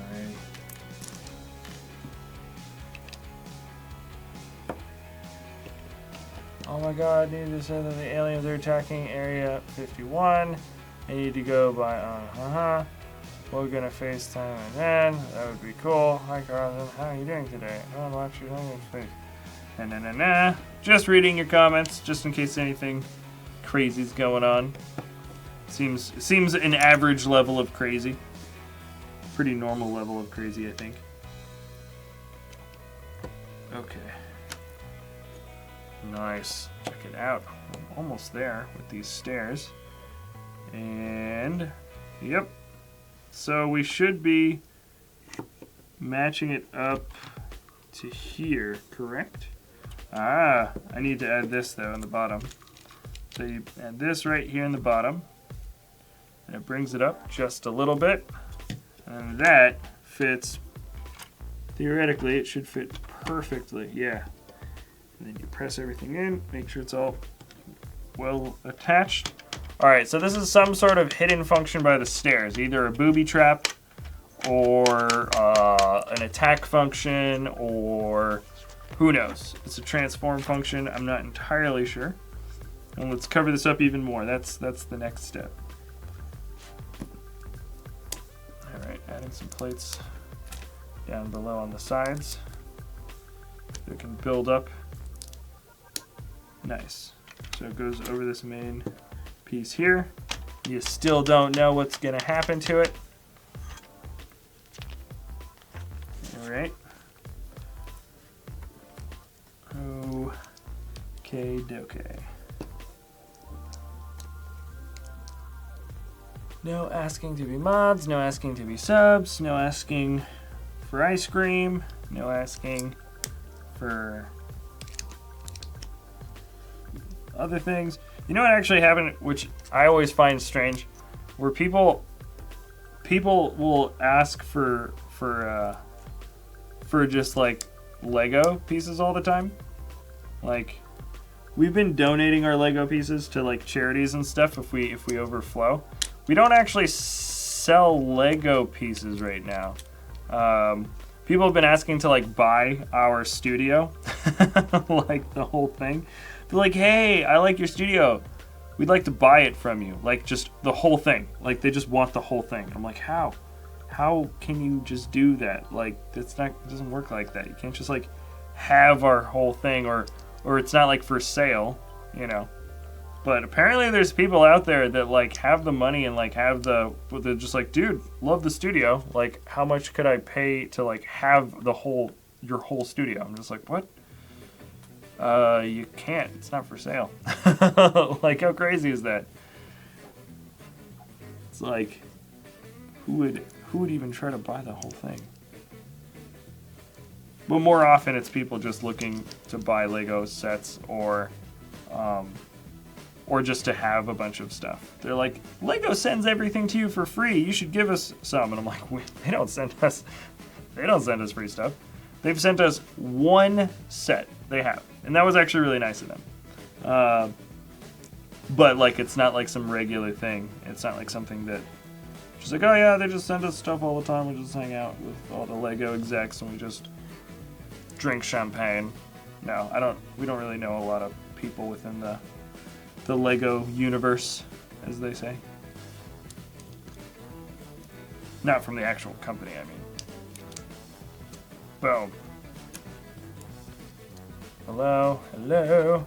Can you show all the play features? I'm gonna show you all of the features of this set when the set is complete. So at the very end of this episode, I will be like, all right, this is, set number 70728, 2,223 pieces. Comes with like, I don't know, 6, 7 minifigs, a lot of figs. And yeah, and I'll show you everything that comes in the set, everything the way it comes through, how it's all going to work. Well, right now we've got a weapons rack, which is pretty nice. And I like this is kind of built in a semi-modular state. So you can kind of play around with how you want this thing to look. Or you can move this weapons rack to another place in the build if you want. Or just take it out of the build and have it as a side thing. So this goes here. And, oh, I know why this is looking the way it is. It should, in theory, fit onto, oh, weird. Yeah, it wants me to fit this thing onto the front there. Oop. Oh, nice. This is kind of cool. So, it just should fit, yeah, there. Should just fit right in here. Huh. Okay, cool. Yeah, so it's like the Ninjago city has like just like hidden rotating walls with weapons and stuff. I thought this was going to be a modular thing that you can take out, but no, that's even cooler. I like that. That's a really good little feature. Boom. Do you see the person? Sorry, their name. Na na na na. One comment. Na na na na. Let's see. Moving down. What bag is this? I don't even remember. I've been building so much. Okay, looks like we're doing another platform. This is going to be the second rotating platform. See how we can burn through this one. 1 and 2 and 1 and 2. Oh, there it is. I think this is a secondary weapons rack. It almost looks like the exact same rack. I think they're just going to have different weapons in here. It's going to be the exact same thing. Okay, would you watch the Ninjago TV series? I do not watch the Ninjago TV series. I think it's just for you, like, younger guys. Like, I don't know. It just doesn't really appeal to me. I do like some of the sets.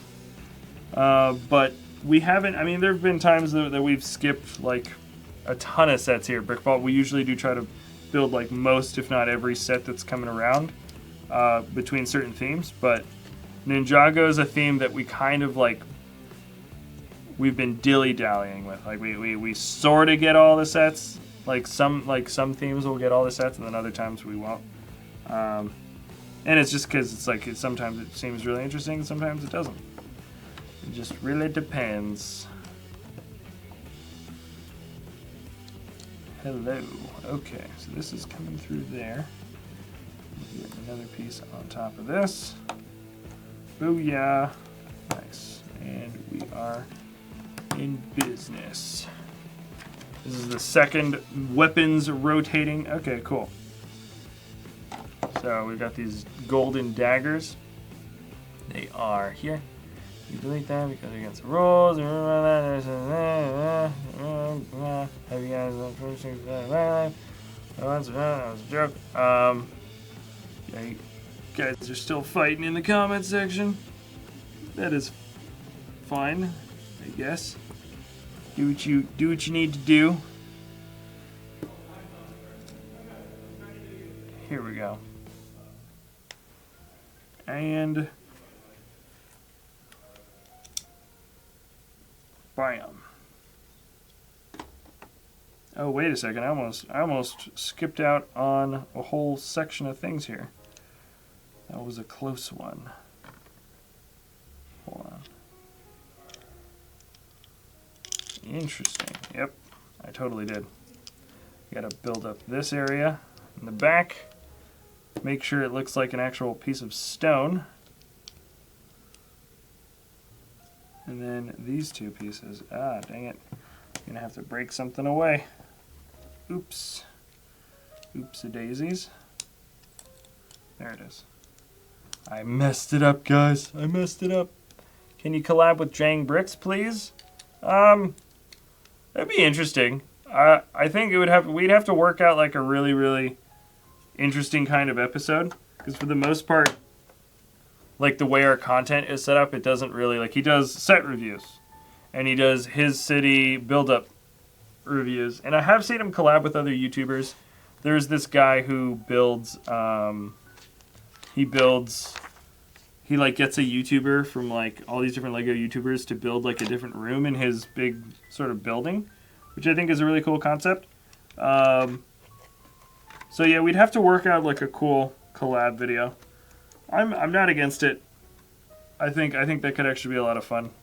At the moment, I just can't think of anything. I mean, that actually happens a lot. Like these guys that do these great like giant Lego base plates. You know, they do them out of like different colors and stuff, and these huge, well, they're not even base plates. They're just huge plates that are the size of base plates, because, you know, base plates aren't usually as, you know, they're not actual plate pieces. They're something else. And so guys have like tried to approach us about collabing with them or reviewing products. And it's either like, if we've got a really good like idea to like actually make the product look really cool, or to like really, really like test out how it works, then we'll do it. But if it's just like, if it just like doesn't make sense, or if we don't have like any good ideas, then it just doesn't happen. Like Zotzi Nambi's wanted to collaborate with us, and we're like, dude, that's awesome. Do you have any cool ideas? He's like, I don't know. I was hoping you had any ideas. And we're just like, I don't know. Like, if I think of something, I'll let you know. Like, he actually approached us and he was like, hey, you want to do something? We're like, totally. And he like lives in Canada. But, you know, it is just one of those things where it's just like, all right, like if inspiration strikes, yeah, I think that'll be a cool thing. If I can think of something that would be good for both his channel and our channel and like be a lot of fun for viewers and stuff, I think that would be really cool. But, you know, I spent so much time just building that one. The mock I spent so much time building was like so small. Like even a small mock, if you really want it to be like a lot of fun and look really cool, can still be just a ton of work, you know, and just take a ton of time. So if you've got cool collab ideas for me and Jang Bricks, sure, shoot it on over.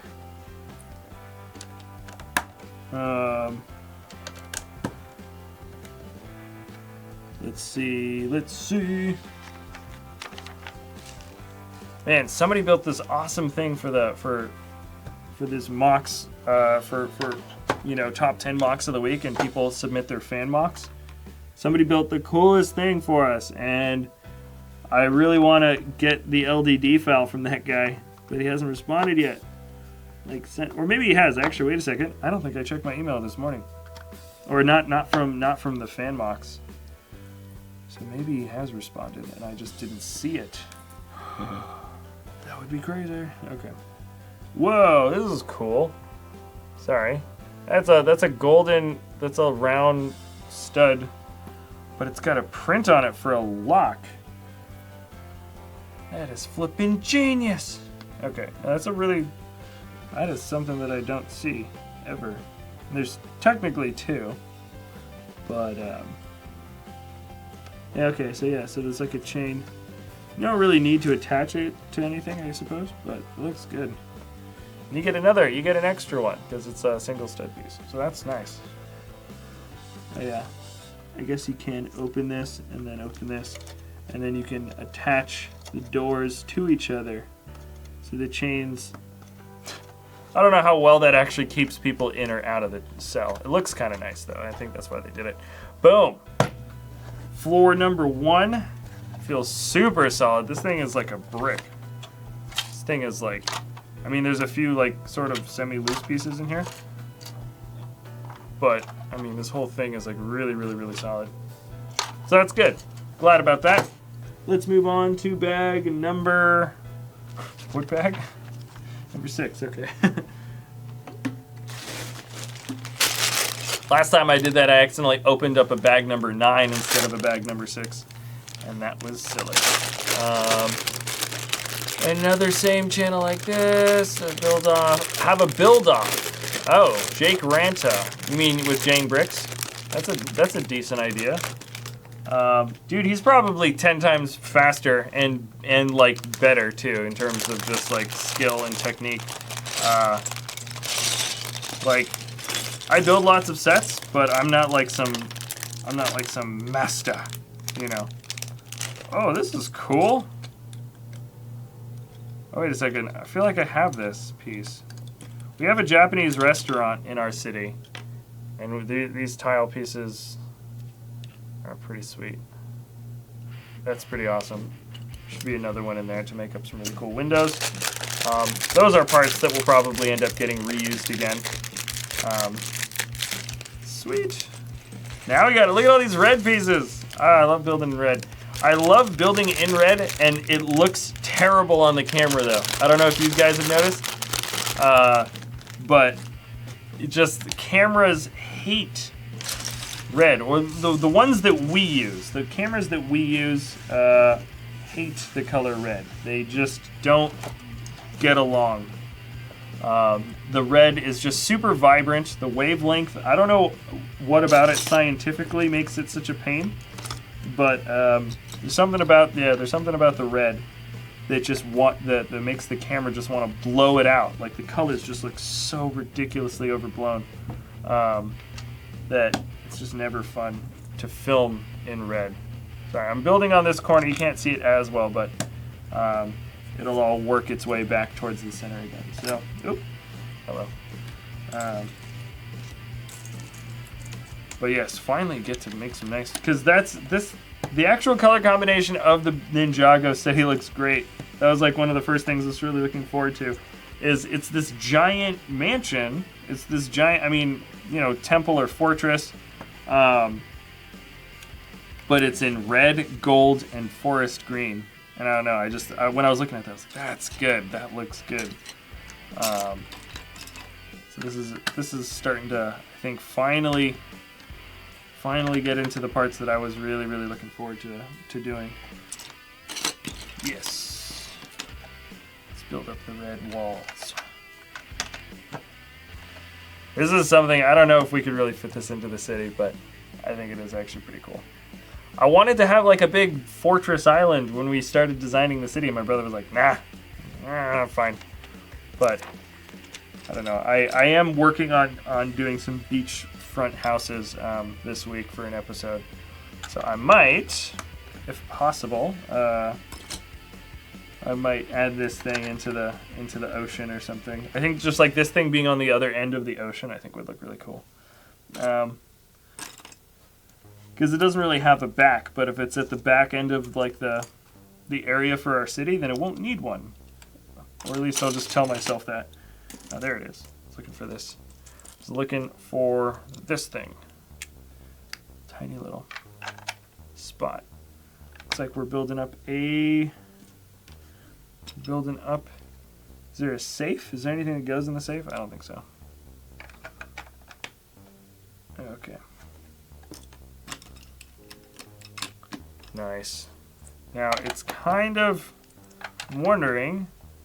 Let me just check out the next step, and if it looks like it's going to keep building from this angle, I think I'm going to switch the rotation. I think I shall. Okay, let's just see. Okay, so this is, whoa, okay. Well, let me build this next thing first, because that looks really good. Oh wait. I had one more step that I almost skipped. You ever do that where you see a really cool thing on a build and you're like, that looks so cool, let me do that, and then what it really did is distracted you from the step that was like on the page right before that one? I definitely do that. Where if I see something awesome, I just go, ooh, and I go right towards that, and I skip like step 2 and 3 and 4, and I go right on to 5 just because 5 looked way cooler. Okay, bam. What am I? Okay, just checking to make sure that there's still music playing. Welcome back. Have you ever think of working for the LEGO group? Not really, actually. I don't know if I've ever, like, it would be interesting because what I do right now is super awesome. I get to work with LEGO. I get to build basically whatever I want, and I get to build sets, and I get to build a city. I get to do everything with LEGO that I love to do with LEGO right now, and for the most part, it is like it's my job, it's my lifestyle, it's everything that I do. So working for LEGO Group, I mean, like, I don't know what they'd have to do to actually get me. Like, I don't know what job they could offer me that would be better than this one. So, I don't know. Not really, no. Because, I mean, I don't think I would be a good designer. I know that. I definitely know that. And anybody who's a halfway decent builder probably knows that, too. Just based on if you've ever seen me try to put stuff together in terms of, like, the guys that design Legos are insanely talented. People like to give them sort of a hard time, but for the most part, these guys are working under, I mean, it's not just like, hey, design this cool set. It's like, hey, design this set. It's got to be like this many pieces. You have to use a certain amount of these pieces. You can't use a certain amount of those pieces. And they have all these statutes of limit. They have all of these limitations. And because it's the company, you know, there's production rates. They have to think about, you know, what factories are producing which. They have to, you know, they're given certain color combinations that they have to work within, and it starts to become very quickly. It starts to become really, really difficult. And so, like, you know, people that actually design Legos are just on a whole other level of being able to do cool stuff. So no, I don't think I would be anywhere near capable of actually designing like a professional Lego set. Unless, of course, if somehow I got accepted into LEGO Ideas for something. But even then, you build something from LEGO Ideas, and then LEGO takes the design, and then they rework it and make sure that they can actually produce it themselves. So, yeah, there's a lot of things. There's a lot of reasons why. I'm gonna flip this around. So, anyways, yeah, no, I don't know if I could work for LEGO Group, not because I wouldn't want to. Don't get me wrong. Like, it would be cool to do it. You you know, I mean, like, even if it was like a facility, like a job where you're actually in Billund, like, I think it would be cool living in Billund. I have to learn, you know, different languages and whatever, you know. Actually, no, I'm sure everybody speaks, like, excellent English there, but, yeah, no, like, all of that sounds cool. Like, don't get me wrong, all of it sounds awesome, but I really don't think they could give me a job that I would enjoy more than the job that I enjoy now.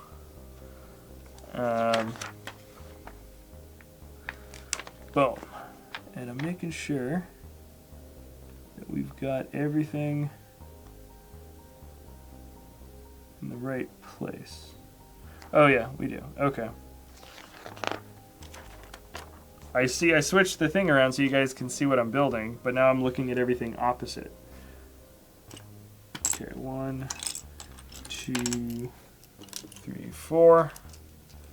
And then a number 1. Okay. Just making sure that we have all the proper pieces. Is that in brown? It is in brown. Okay. Interesting. Got some windows in the back. Of course.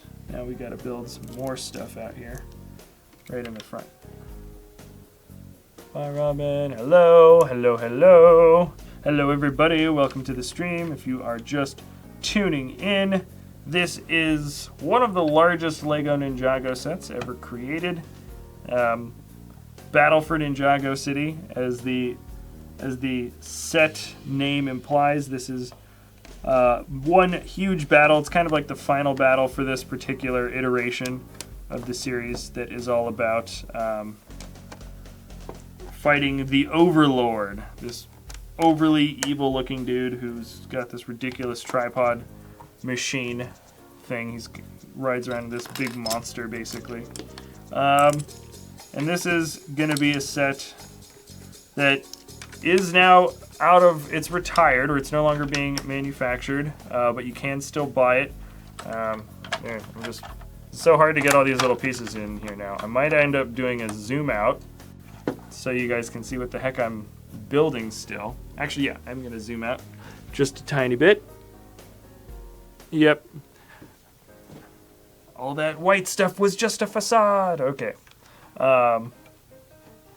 Yeah, so this is a set that sold for $120 back in 2015 when it first came out. Oh, this is so cool. These prints, by the way, I'm getting distracted, but these prints are like so clever, because what this is this is a print that I'm fitting into the window pieces here. But the beauty of it is there's 4 of the exact same ones, right? So I just put 2 of these prints there, and then if I take the same exact print and I flip it upside down and do that twice, so let me do that twice, and then when you get it all in to the right spot, you can just take the right side up and the upside down and put it together like this, and you've got yourself an upside down, right side up dragon. But this is all the same print. They just gave 4 of the same identical prints, but that's how it works. You use 1 and 2, and the way they've got this thing split up, it even gets a little bit more clever. So this dragon at the top wants to be, let's see, how's this gonna work? He wants to be, I think he wants to be here, correct? Yeah. I'm looking at everything backwards. Oh yes, okay, I'm looking at everything backwards. And then you put this great little post piece, sorry. Everything is moving around. I'm looking at it close, I'm looking at it far, getting distracted, but there it is. So we're building up one of the most ornate parts of the build right now. This is one of the best looking parts of the build. And it looks good. I think they very successfully created a nice front wall for this. So let's get this thing set up. Let's get this thing set up here, and then the last 2 things there. Boom, there we go. So we've set up a really cool dragon wall in the front. Yeah, it kind of, I mean, this camera overblows some of it, but that's reflective gold and like a matte white, kind of like a paper doors. Really cool stuff. Okay, I just thought that's just excellent. It looks good. No two ways around that. That's just a good looking bit of Lego right there. And then we're building sort of on the interior just a little bit. I don't know if we're going to be switching the whole thing around. We might be. But if we do, I will switch it back and show you guys the inside again. It looks like we are. So let me switch this thing back again so you can see what we're doing. Hey guys, I wasn't doing this. Me, Dan. Okay.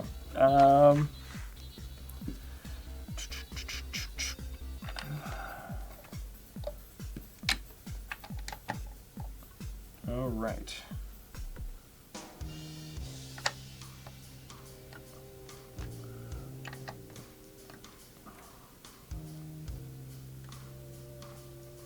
So we're building up, building up, building up. I think we're at least over halfway now with all the building, which is good. Been on for almost 2 hours. Pretty long live stream, now that you think about it. Some emojis don't make sense to me, yes.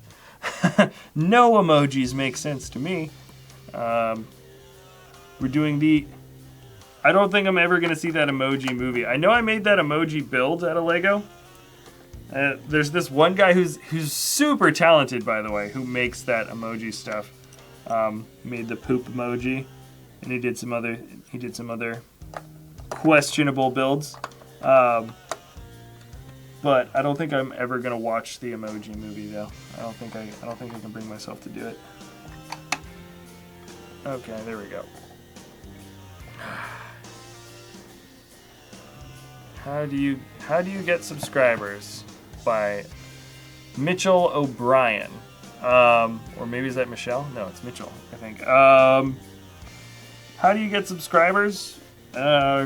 Constantly create YouTube videos all the time and make it your entire life, and then hopefully people will like it, and then constantly try to make your content better, and hopefully people will like it, and maybe you'll get subscribers. I mean, it's hard to say how or why. You know, people always get like crazy, like weird phenomenons happen on the internet with just, you know, people creating one thing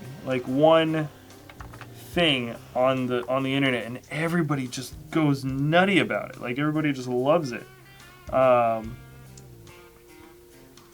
So yeah, there's ways to create subs, but it's like, you see that guy you remember the hot knife thing that came out like a while ago, like 6 months ago or something, or maybe not even that long ago, where it was just like, all the guy did was just like heat up a knife and just burn stuff with like a really hot knife. And like his channel just like exploded out of nowhere. It was just like, he already had a big channel, but it became like the most instantly like watchable videos on YouTube. It was like huge amounts of subs. Like he was probably getting like 50,000 subs a day or something. Like his channel just exploded, and like he's got like 40-something million views on that first hot knife video after like a week. It was crazy. It was like, I think after 2 weeks, like he made like 10 or 20 or 30 of those videos, but like one, and I think just one of them, he ended up having more views on that one video than this entire BrickVault channel. In the year and a half we've been operating, he got like more views in one video in like a week or 2 weeks or something. It's crazy. So the reality is, and I know I've seen other YouTubers, big YouTubers, say this too. They say, you got to do this, you got to do this, you got to do this, you got to do this, and then at the end of the day, you got to get pretty lucky too. You got to just like I know Philip DeFranco says it. I know a lot of other big YouTubers. I think even PewDiePie is just like, dude, like, I don't know how I got this big. Like, there's no way, like, he could never have predicted, you know, him getting so big on the internet, you know. He wanted to do YouTube. He started making some videos. He started having fun with it. He started trying to get better at it.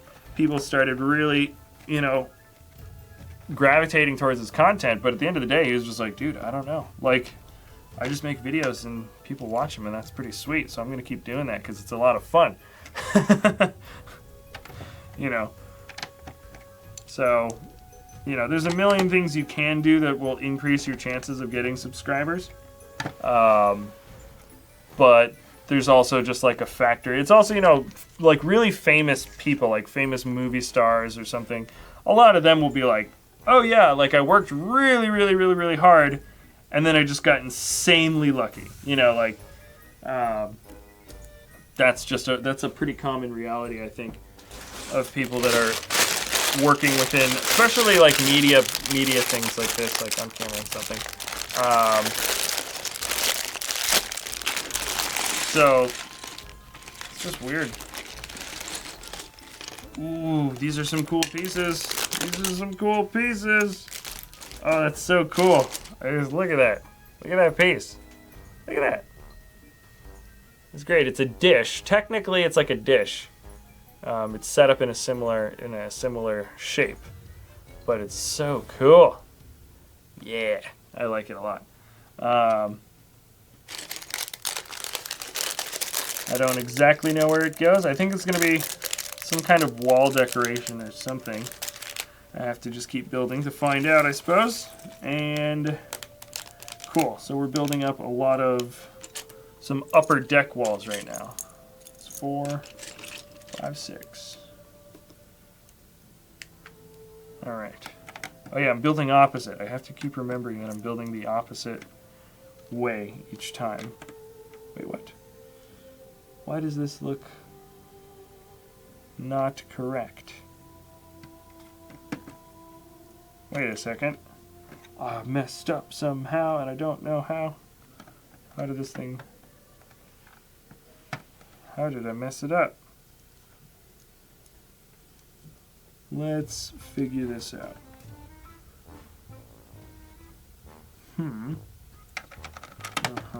Oh, okay. I know how I messed it up. I just spaced it out wrong. I thought I'd attached the entire plate on incorrectly, and I had like this horrible brain fart moment. I'm like, I'm counting the pieces, but for some reason it's not matching up. Okay. No, I built it okay. I just moved one piece over. Okay.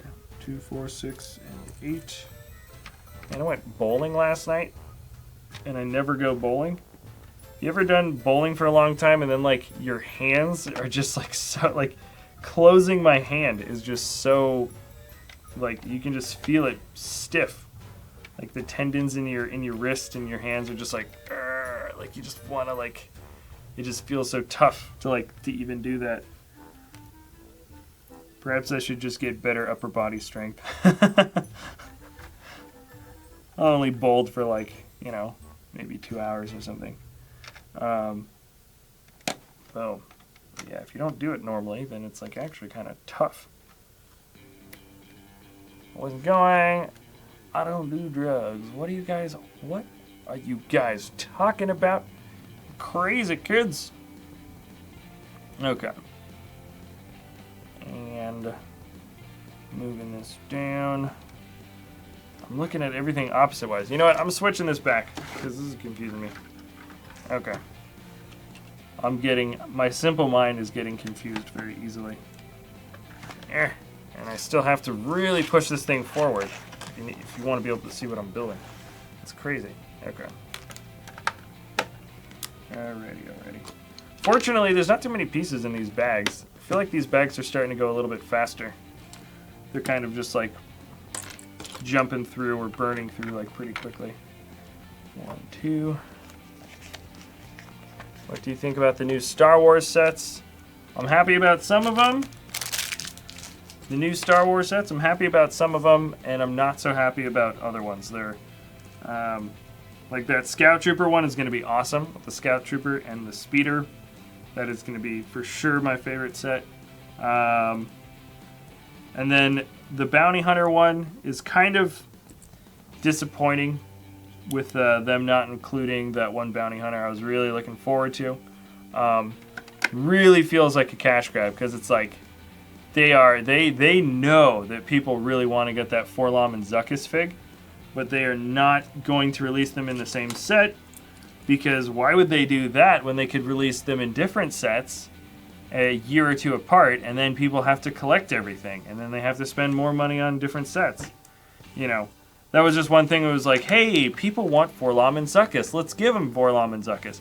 Oh, nah, let's split them up. Let's split them up into different sets for no discernible reason other than people will pay us more money. So that was pretty disappointing because it felt kind of, for me, it just felt kind of intentional because it was just like people were asking for that for so long. And then they're like, here, we'll give you half of what everybody's been asking for. Because, like, Forlom, it's like what the older fans wanted for the longest time. For people that kind of were really paying attention to, you know, stuff in the original trilogy. And they were just like, cool, yeah, we'll kind of give you what you want, but we'll make you pay extra for it. And you're like, all right, great. So there was a few little disappointing things like that. Like, I don't know, I like the clone tank. I think that'll be good. I think that'll be like a decent set. Not a huge fan of the Freemaker adventure sets. Not really. I hope they're cool. I think the Arrowhead has potential to be an alright set. The other one I'm not as excited about. And then I can't remember now. There was a couple other ones that I kind of like the look of the quad jumper. The quad jumper from Force Awakens. It's just also a set that kind of feels like, why did you make it? Like, why did you make it in the first place? It doesn't make any sense that they even have it. Like, I don't know why. I don't know why there's a quad jumper. It's like a ship that you basically don't see at all in the movie. I really want to go back and like see how long was it actually in the film. Like, how many seconds do you see the quad jumper? 1 second? 5 seconds? I don't even think it was 5 seconds. I'm almost positive it wasn't 5 seconds. Jack, can you make Lego City Crawler Crane in a live or video, please? I did the Lego City. I built the Crawler Crane set. You mean the Technic? The Technic Crawler Crane, not the Lego City Crawler Crane. The Lego Technic Crawler Crane. I built that. That was actually the first episode I think I personally built live on, not live, but like I did an episode for the channel. That was like I think the first time I ever went on camera was the Technic Crawler Crane. And it's super weird watching that video back again because I was just acting like really goofy or whatever, and I also didn't like know how to do VO properly, so I feel like super awkward when I watch that video. It's like it makes me kind of cringe a little bit when I watch it. I'm just like, ugh. But that's, you know, that's YouTube. It's like keep doing it until you kind of it feels natural, or you don't know exact. Because I didn't know if I wanted to be like a really animated person on camera, and I was like kind of trying that out in the beginning. And then I was like, no, that's like, I'll just act how I normally act. And maybe speak slightly more, you know, well put together, you know, more well formulated sentences. But yeah, no, I have done the Crawler Crane. I think you can search that at some point. Whoa, look at this thing. We are putting together a weapon of mass destruction. What is this? Okay. Sorry if you can't see that. We've got this thing. It's the. Where are the shots for this? We probably don't even get it in this. I bet you we don't even get the shots in this bag because they don't give you ammo sometimes. For where does it go? Oh, I was gonna say. I was like, I didn't see these Technic pieces, but I was supposed to add them. Hello.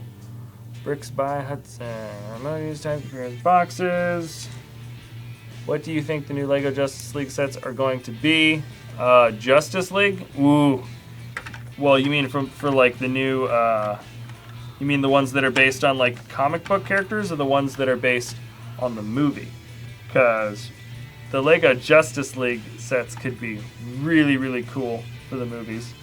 Like really, really, really cool. I think Cyborg looks like a pretty decent character. Wonder Woman is probably going to be like everybody's fan favorite set, I have a feeling, because it's Wonder Woman and she actually looks like pretty awesome. And let's see, this is crazy. We're getting the detailing up. This thing is starting to get huge. The higher it gets, the closer I have to build towards the camera and the further away it is from me, which kind of gets annoying. But it is getting pretty sizable. It's getting pretty big. It's looking really good. So let me move this around. Oh, it's about to move some stuff over. Yeah. This thing's getting taller. It's getting taller, everybody. You getting ready? The new Justice League sets. I'm looking forward. Infinity War is going to be coming. I mean, not that soon, but Infinity War is on its way. Sets for that are going to be really cool. Yeah, the Justice League sets are going to be good. I want to see what they do with new X-Men. They're going to be doing something with the X-Men. I mean, like, I think X-Men Origins, I think, like, literally everything's over. They're rebooting, like, the entire franchise. And they might be rebooting them with the kids, and they might be doing, like, the Young X-Men League or something, which could be really cool. But nobody really knows how or why or when that's going to happen.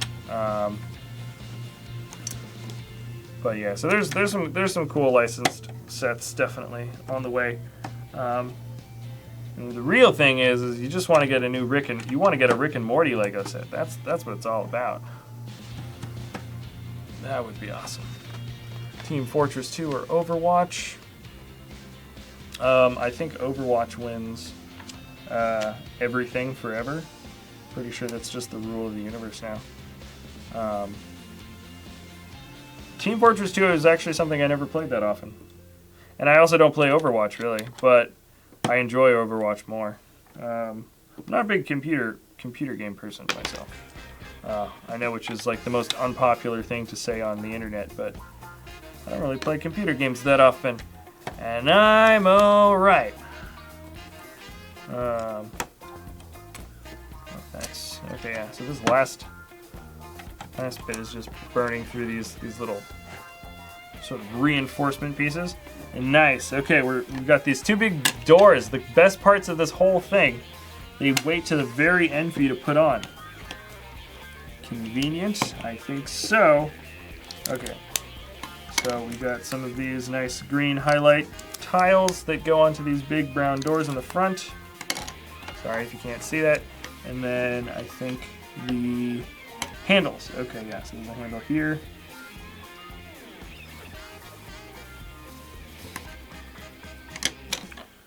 Okay, yeah. Is this correct? Okay.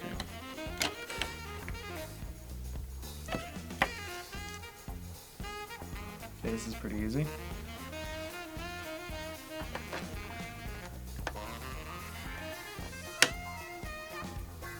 Wait, oh.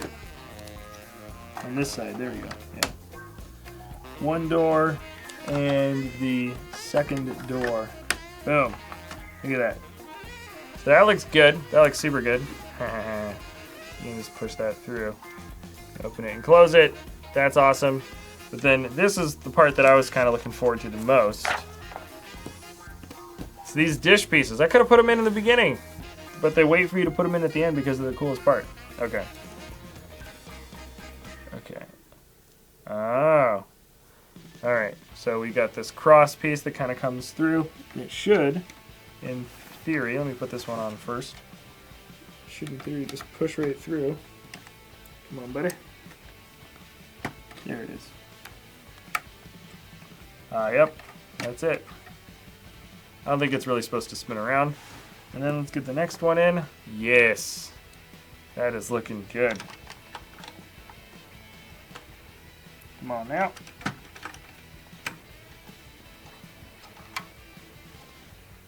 That's sweet. That is super sweet. All right. So this thing's really starting to get big. I know there's a whole other story to build up. And that was actually the end of manual number 2. So we're gonna start the third and final manual now.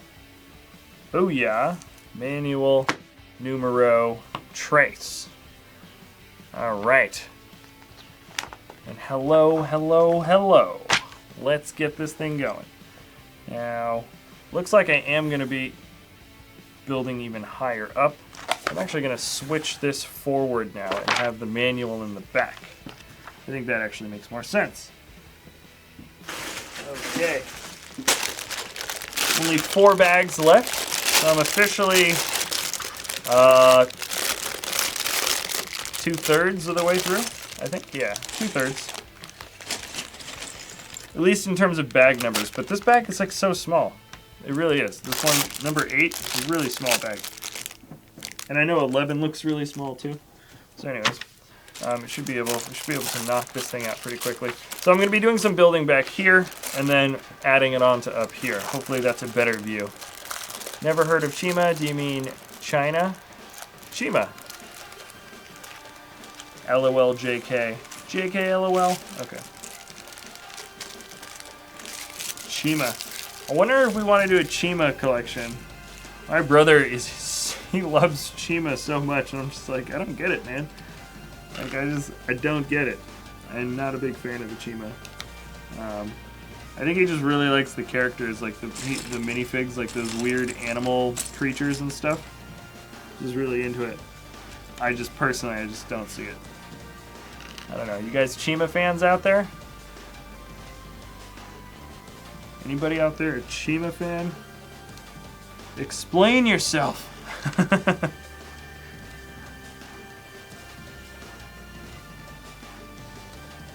All right. Do you like Marvel or DC better? Do I like Marvel or DC better? Gosh, I feel like I've answered this before and I can't remember what I said. I can say that my favorite hero is Batman, for sure. But of course, Marvel is really doing a way better job within the cinematic universe. So like the more contemporary heroes that we see like on, oh nice. Okay, so the more contemporary heroes that we see on, look at this spinning rolling wheel. I don't know what that's going to be for. So the modern heroes that are out right now, I think Marvel's doing like way cooler stuff.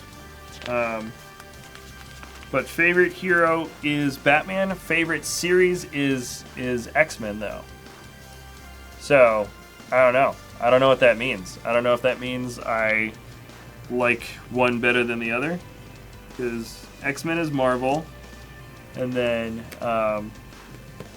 we've got Batman, who's just the awesome. Batman's so cool because, you know, he's just got such fitting villains too. He's this weird character that like is like oddly really likable, but then he has these super weird villains that like, you know, he's so serious, but like the weird villains just make him weird and the whole series weird, and it's just I don't know, it's just like a lot more interesting, a lot more fun. So like yeah, the whole Batman's like universe is just so cool. But then, you know, Superman I could really care less about. I don't like Superman. I don't feel nothing for that guy. But then X-Men is the best. I think X-Men is just like, that series is so cool. And just the concept behind it, that it's just like natural sort of eventual mutations that just happen within the gene pool. I mean, it's kind of ridiculous, but I don't know, I just like the concept a lot more. So anywhoosums, that is my take on it. I don't know if I like Marvel or DC more. I just like certain series, like the most. So Batman and X-Men. I don't know if I could. I'd probably choose Batman if I had to choose like over one thing, but I don't know actually. It's hard. Hard to say. I simply just don't know. Any watch a TV show, Marvel Cinematic Universe is good. It is good. Justice League, DC might end up, you know, give them a year or two, and they might end up having some okay movies. I thought Suicide Squad was absolute garbage. Sorry if anybody liked it. But I did think that. And I don't know. The Batman vs Superman movie was also like pretty silly, but I also was not really a fan. Yeah, Batman vs Superman movie was super silly. I mean, so are the rest of them. Like Marvel has really ridiculous. Like the premise of so many Marvel movies is like totally whacked. It really is. But I don't know. I think they just do it better.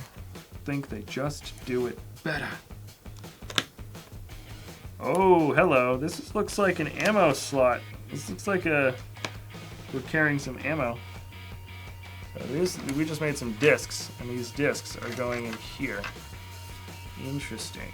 And something tells me that you put them out. You do. Yeah, you put the disc. Oh, just dropped one, but. Oh, I see. Oh, I bet that actually shoots out really, really fast. Oh, that's cool. Okay, I'll show you guys that function at the end.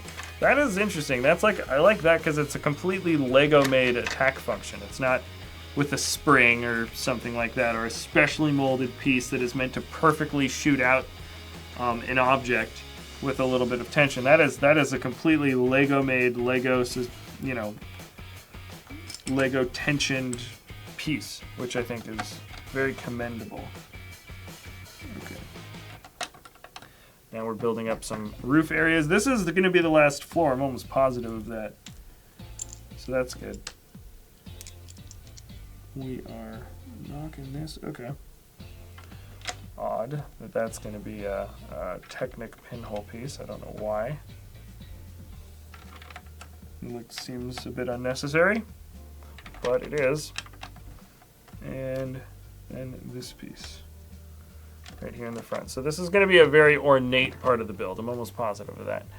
MCU is better than the DCEU. I'm going to remove the what figures are here? What figures are there? You mean for this, Tyler Glover, you mean for this set that I'm building? There is Lloyd J. Zane, and then the Overlord, and 3 Ninjaroids, and Kaya, I think. I think that's everything. Yes, that is for this one. This is like the biggest set from the 2015 wave. I'm almost positive of that. And one of the largest sets of Ninjago. Easily one of the largest. So this is cool. Are we building a double one of these? Okay, we're building another weapon function of some sort. I'm not sure exactly what we're building up now, but it looks like. Oh, there we go. Okay. All right. Looks like it's going to be some sort of Technic-based thing. How long is the stream? The stream has been going on for 2 hours and 22 minutes and 55 seconds. We're definitely over halfway. We're even over 3/4 of the way. Or no, we're over 2/3 of the way, I would say. Probably close to 3/4. So that's how long it is. It's probably going to end up being a 3. With the final review, it might be like 3 hours, and it might be like an extra. It might be another hour. I'm going to guess it's like another hour. It also depends on how distracted I get. Sometimes I'll like sit there and talk. I'm not quite as bad as Mike. Sometimes Mike will do a live stream and he just talks with his hands and he talks with his hands. Now I'm distracting myself talking about how Mike distracts himself. That's double distracting. I even blame that on Mike too. Okay, here we go. This is going to come on the other side like that. All right. And I don't know exactly how this is supposed to work itself out. It's kind of cool. I don't know. All right. We just built something, and I think I'm building the same contraption just in a mirror image on the other side. So let's do that. All right, yeah.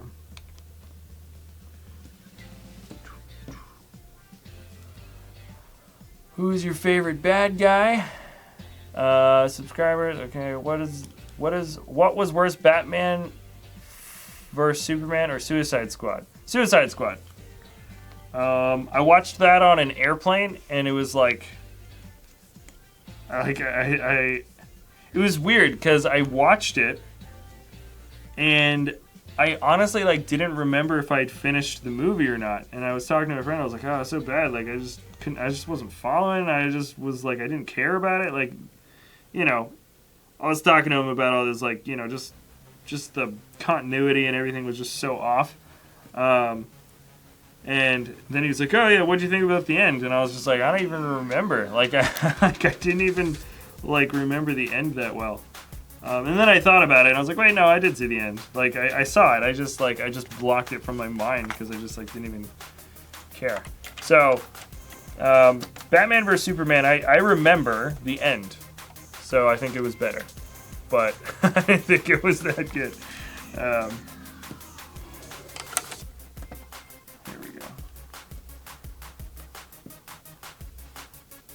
And we are putting together some very interesting pieces now. Oh, okay. Hello. You can't see exactly. I'm adding some pins in the back. I'm not entirely sure what they're going to be used for, but they might end up being having to do with something with this tire piece, this launch function. But maybe not. Okay, looks like. Interesting. Sorry if you can't see it. Nobody, it's like Christmas, but what are you talking about? I like Deadpool. Yeah, I liked the Deadpool movie too. The Deadpool movie, I hope the second one's good. I have this like sick feeling in my stomach like it's just going to be terrible. I don't know why. I just have this like feeling I just think it's going to be, they might not do a very good job with it. But I hope that's not the case. But oh, interesting. So I'm adding a bunch of wheel pieces into the back. Sorry if you can't see it. I have a feeling I'm going to be opening this thing back, turning this thing back around in just a second. So I don't want to, okay. I just added some wheels. Don't worry about it. Yeah, the Deadpool. You know what I love is that Deadpool exists as an official LEGO minifigure.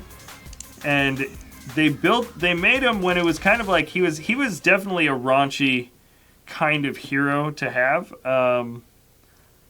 within the comics, and I think LEGO was kind of like, he's a little bit risky to put in there, but you know what, people will appreciate it. You know, and they threw him into a Wolverine set back in 2012, and then the movie comes out, and it's like wildly popular, and it's way raunchier than like anybody really expected it to be. And then LEGO's, you know, and that goes against like everything about LEGO's policy in terms of creating, you know, family-friendly stuff, you know, working with licenses that are for kids. And so like they've made them, and it's just like, you know, you can't really call it like a mistake on LEGO's part, but it's like, yep, LEGO made a minifigure for like one of the most like violent and just like dark humored individuals, you know, within any sort of fantasy universe. So I thought that was pretty great that exists. That Deadpool is like a, oh, dang it. Hold on. Interesting. So this has got to go kind of this way. It kind of lifts it up a little bit. Interesting. Oh, that's cool. That's what it's for. Alright. Apparently Mumbo Jumbo loaded 2 videos. Okay. Deadpool was a good movie. Yes, they need to make LEGO The Office. Oh, you mean from the show? Television show? Yeah, exactly. Like, fans would love that. Like, okay, think about it this way. Like, they made LEGO Ideas Big Bang Theory, which people liked. But I don't know if they would have liked it as much as like a million other television shows that are out on the market. It's just that, you know, what shows can you actually work with that will be both appropriate for children and, you know, LEGO can actually make them. Oh, you know what? I messed up one thing back here. See if I can just pry, oh, oops. I thought I could just pry that off a lot easier, but apparently not. I should have added one piece there. Probably broke something else off here too. Oh yeah, I did. Okay. How does that work? Okay. Is that it? Yeah, okay. Let's see if I put that whole thing back on. Yep. Like it wasn't nothing. Oh. Wait, no. You know what? I'm prying this back off one more time, and I'm getting this piece back in before. Okay. There it is. Yep, we got it. We got it. Jaws of life to that whole thing. Oh no, this one came out. Dang it. This one was back in, and then I pulled it open. Ah, it's annoying. Okay. I'm gonna just take the pins off. I messed it up, guys. I messed it up. I was doing so good. And then I messed it all up. #1 fan. Do you watch The Flash? I've watched a couple episodes. I can understand why it's so popular. It's kind of funny to think about it, but it's like it's almost like The Flash is like one of the best DC things like right now in terms of like being on the market and like what people really like watching. Like The Flash is probably like one of the best things out for DC. But I can't say that I haven't watched the whole show, and I haven't even gotten like that close to it. I've only seen a few episodes. Tons of people I know are watching The Flash like crazy though, and I totally get it. Boom. All right, now it's actually all good. I messed up some stuff, but we're good. So let's move on to bag number 9. That's 9 out of 11 bags total. So that's just this one, 10, 11, 3 more bags, and we're doing pretty good. Shima or Ninjago? I say Ninjago. Yeah, I say Ninjago. Even though, yeah, no. I pretty much flat out like Ninjago better in every way. Wasn't trying to do that, not really.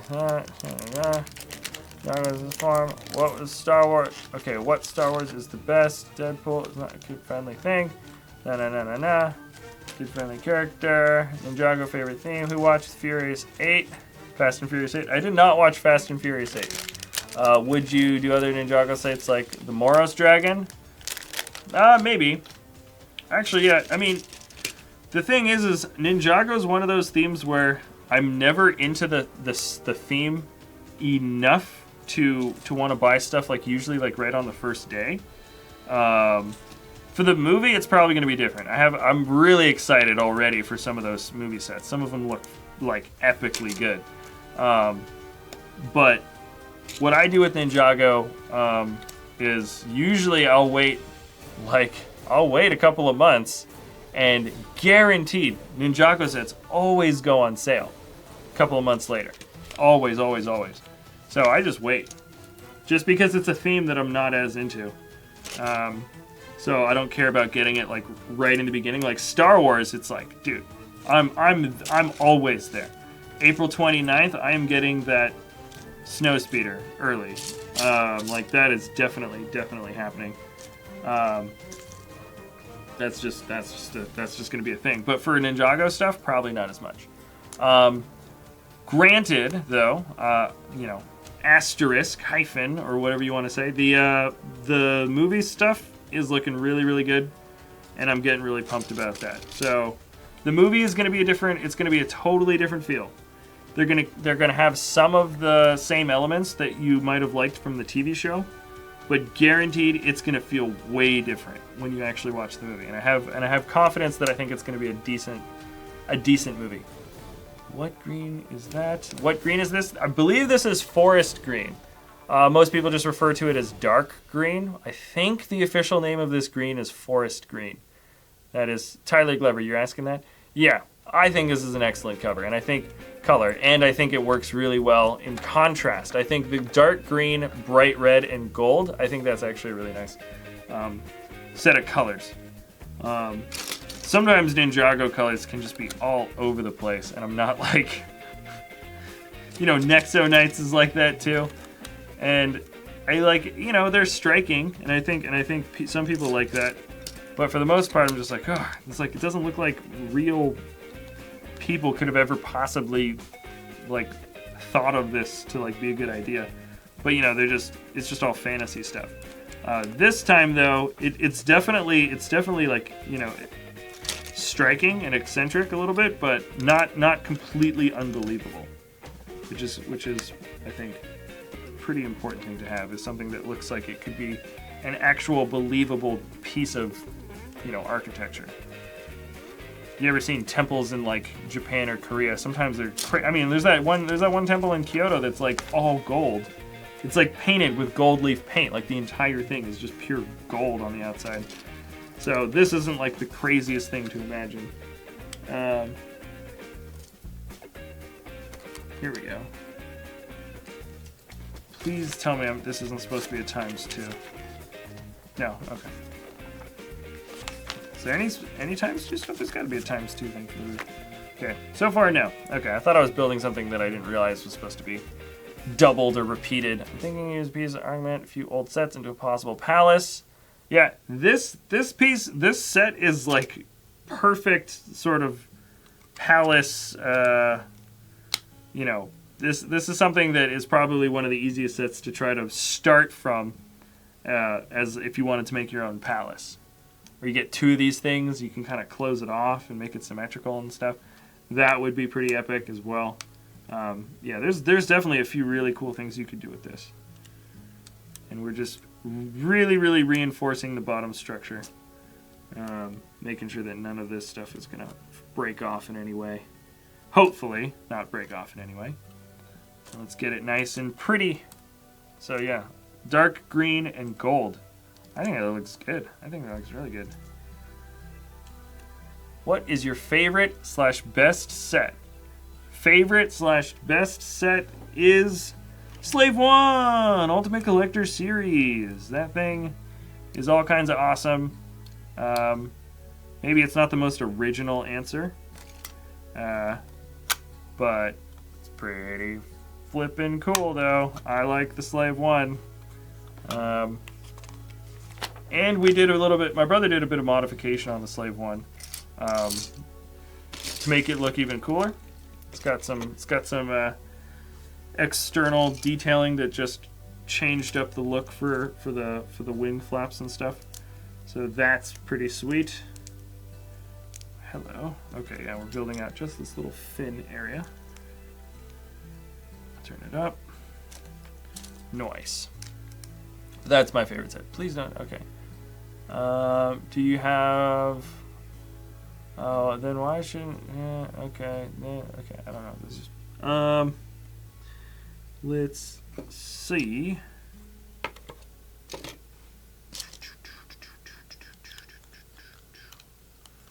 And here we go. Alrighty.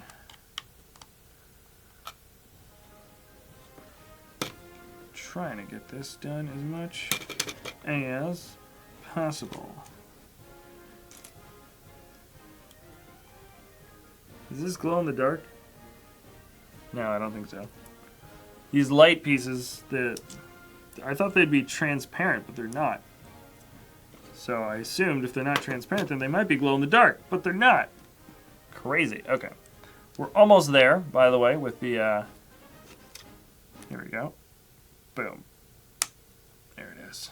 All right. I think that's the whole chunk of roof. All right. Yes, it is. So this is going to attach itself.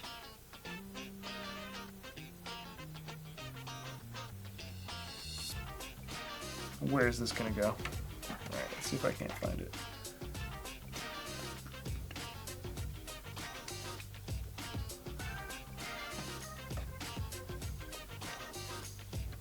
Interesting. Okay, yeah.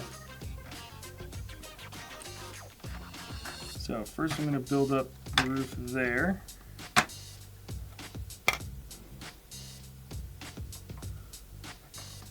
Ah, okay, yeah. And then this roof piece can kind of fold back that way. Nice. That looks good. All right. Oh, sorry. I'm going to move that kind of like there. Let's move on the next section. We're going to build the next piece out. I was getting a little bit confused.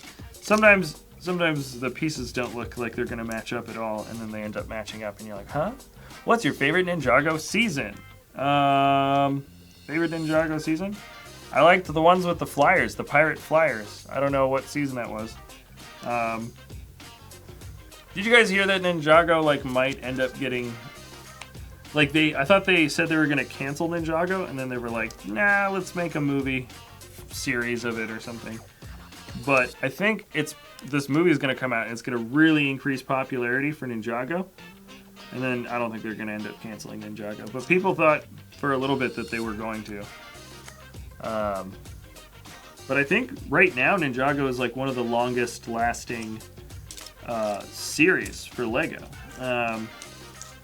Like for just in terms of number of years they've been making new sets for it and stuff. I think, yeah, Ninjago is like pretty much up there with like amongst like the most popular ever made LEGO sets. It's just been going on and on and on and on. Like Chimo's only around for a couple of years, and a lot of guys were only around for a couple of years. They usually only have a few good years, and then they die out. Or Lego will plan for, like, you know, Alien Conquest was a really cool little thing with all the UFOs and aliens, but it only lasted like I think one season, and I don't think they were trying to make it last longer than that. I think they were just like, oh, we have like a bunch of fun like UFO ideas. I think this will be a fun thing to kind of release. They did that. But yeah, Ninjago is like one of those things that if the movie's really good and people really like it, they could end up just keep going with it. They could keep making Ninjago sets forever for LEGO. It'll be interesting. I know that Nexonites had a little bit of a rocky start with their Ultimate Figures series in the first wave. People just did not care for those, and they weren't really buying them. But I think people are kind of warming up to the thing now. I think they're kind of warming up to Ninjago. Personally, I would love to see some more classic stuff come by for themes. I think that's what all the older adult builders want to see. They want to see castles. They want to see Western stuff. They want to see pirates come back. I would love to see pirates come back. Like really cool, like you know, like they could do the classic stuff, but I mean, I wouldn't even mind if they just like really reinvented, like, you know, the way minifigs looked and made new molds for muskets and sabers and whatever. They could really run with it, and I'd eat it right up. I think that'd be awesome. All right. Boom. And I think we just finished off this bottom spot. Let's build off the next little fin piece like we just did the last time around. It's now Mindstorm from 1988. City Town only started the city theme. It was like 2003. Yeah, City, I mean, City hasn't been around like in the terms of what they call LEGO City, like as a set theme, but like they had things like LEGO System was pretty much like what City has eventually become. And that was like, I mean, like the early System stuff when they still had like entire like mini tree pieces and everything. That was around forever ago. You know, and they had little fire trucks, and they had little houses, and they had little roads and police cars, and all that stuff. That's been around forever. So yeah, no, LEGO City itself as a theme, when they're just calling it City, hasn't actually been around for like the craziest long time, but I mean, in essence, it's been around forever. In one way, shape, or form. They just didn't call it City, or it was formatted in a different way. But yeah, City's always been around. And that's why it's my favorite. It's my favorite theme because it's just kind of like, you know, it's everything that sort of LEGO embodies. What the heck? Okay, yeah, that is correct. Yeah, it's everything that LEGO embodies in terms of like how they want to present themselves as like as a company and for toys and just good stuff all around. You know. Building up a city area. That's definitely been the most fun for us here in the studio, is building up our city. Like really kind of creating it like a fun atmosphere, and we're kind of always trying to improve it and change it. And once you finished it or finished a part, you're like, all right, you finish something, and like I don't know if you guys do a lot of custom building, but it's like you finish something, and as soon as you finish, you're like, I want to revisit this again, but I want to change it all. Like I want to do this, but I want to change it like this. I want to do it like that, but I want to change it like this. And that's yeah. When you're doing city stuff, it just never stops. You're just like, as soon as you look at something, I think I'm done. By the time you finish putting something together, you're like, oh man, if I was gonna do this again, I would change this, I would change this, I would change this. And that's sort of the beauty of doing custom building and working on all kinds of cities here. And I think, hold on, hello. Yeah, okay, this is coming right in. And I should be able to attach this a lot easier this time. Why do I feel like that wants to be...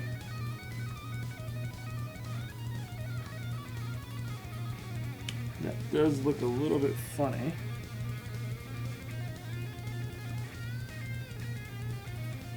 Why does that look a little bit funny? I think it is supposed to be like that though. All right.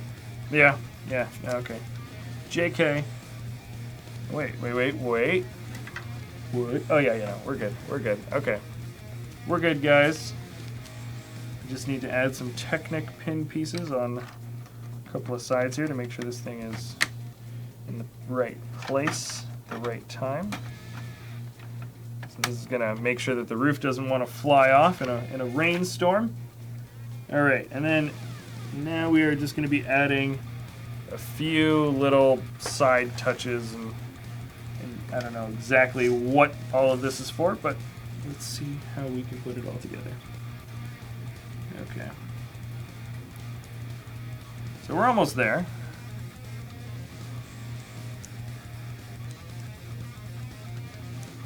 All right. Oh wait. JK, LOL. I've been adding too many parts to my builds. Jack, do you like LEGO collectible minifigures? Yes, I do. Yes, I do, Fernando. Right? Okay. Yeah, collectible minifigures are pretty awesome. Generally speaking, LEGO does a really good job putting them together. The one thing I don't like about collectible minifigures is whenever I get them, I always kind of like, unless I get like a lot of them and I've got repeats, like as a collector who collects other LEGO minifigures that aren't, specifically called collectible minifigs, you get them and you're like, okay, I should keep these in good condition and I shouldn't mess with this. And then I feel like you get them and then it's like, for me, I just always want to be super careful with them. And I never want to like mess around with them too much. But I would love to do like collectible minifigs and like minifig design. I think is just so awesome now. I kind of want to start checking out some of those guys that do like their own custom minifig designs. There's people that like create their own designs and like print onto figures like really well, and I think that's so cool. And that like guys that do that at like conventions and stuff, like if you go to like a LEGO convention, and there's vendors there, like they sell them for an insane amount of money, but some of those figs look so cool, like really weird stuff or like really creative stuff that I never would have thought I would have seen, but they managed to create some really good looking things. Oh dang it, I'm supposed to do this times 2. Guys, you're supposed to warn me. Alright. I think they're a bit too expensive. Collectible minifigures? They can be. Especially the ones that are like labeled as like supposed to be super collectible. Like the most recent thing with that, the Highwayman. They're like, they made them like secret or something, and people were to be like, hey, is this going to be like another Mr. Gold? Or hey, is this going to be some guy that's super rare and we should like watch out for? And the answer was no, he's totally common. He's not really that different compared to pretty much any other minifigure, except for the fact that they kind of just got people to talk about it and spark a little bit of secrecy, and like, people would get a little bit excited or more interested. And part of it, yeah, like people talk about, ooh, this is a collectible minifigure, for the sole reason that people call them collectible minifigures, but not because like they're actually like really cool or like really rare or something. So yeah, it makes them a bit overpriced. They're like super highly produced. There's tons of them, but they create this sort of artificial demand that makes them more expensive than they should be. So I'm not a fan of that. I'm not a fan of like just creating an artificial demand. Like the fact that people buy Mr. Gold for so much is ridiculous. It's 5,000 of them, but he sells for more than like most San Diego Comic-Con figs, even though he's more. There's way more of him than there are any of the other San Diego Comic-Con figs. And those guys are based off of like real licenses with like real collectability characteristics in terms of like being based on a superhero that people know about and care about and stuff. And he's just like this random guy who's kind of gold, but because LEGO made this crazy air of collectability about him, and there's all these sort of there was this controversy about, you know, employees possibly taking out Mr. Gold figs from boxes before they even hit the shelves. You know, things like that, like problematic things that even helped boost his sort of elusivity, or, you know, made him more collectible, like more sought after. So, but it all was kind of artificial. It's like, in the end of the day, he's not as rare, and people were just kind of like treating him as such. And it was people treating him as such that made him so expensive, you know. So it's kind of crazy. So I am a little bit torn about collectible figs because I think some of the practice behind him is a little bit questionable. Like they just put the Highwayman out and they're just like, look, he's gonna be rare, except he's not. Apparently he's like one of the most common guys in the entire series. You know, but he might end up give it like a year, but he might end up being like somehow more expensive or something, because they created sort of like an artificial hype. Actually, I don't think he's going to be more expensive, but ooh, look, this is such a cool. Okay, by the way, I've just been building this. I've been kind of ranting about how I'm not a fan of the collectible minifigures practice, but look at this. Just these nice little clips, and you just go snap. That didn't really make a good snap sound, but it snapped in, and there it is. That looks so good. And it kind of fits right in. That is sweet. Yeah, that looks good. That looks so good. Okay. Actually, and they want you to twist them outwards a little bit. Okay, let me get the other one onto the other side. And we are nearly there. I can't even see it. I'm looking into the screen and hoping that, is that proper? Okay, hold on. I'm like feeling it with my hand. Okay, there. Nice. Okay. Come on. Okay, nice. All right, all right, all right. And couple of pieces here. Right when you thought we were done, let's do this. Number 1 and number 2. Yeah. That is pretty legit-y. Okay. Now there's one thing I didn't do. I was supposed to add a little bit more reinforcement. I looked at these little, I messed that piece up, and I missed this little area here. Yep. Just knock that piece in there as well. Okay. Don't want to forget pieces. Now, bag number 10. Only 2 bags left, guys. Boom. All right, so this is what we're looking at. And where's bag 10? Yeah, not that many pieces in bag 10. Not that many. Okay. So I'm going to see if I can't. Okay. It looks like this is going to end up being the main focal point of the build. So let's get this all put together. Okay. Put that here.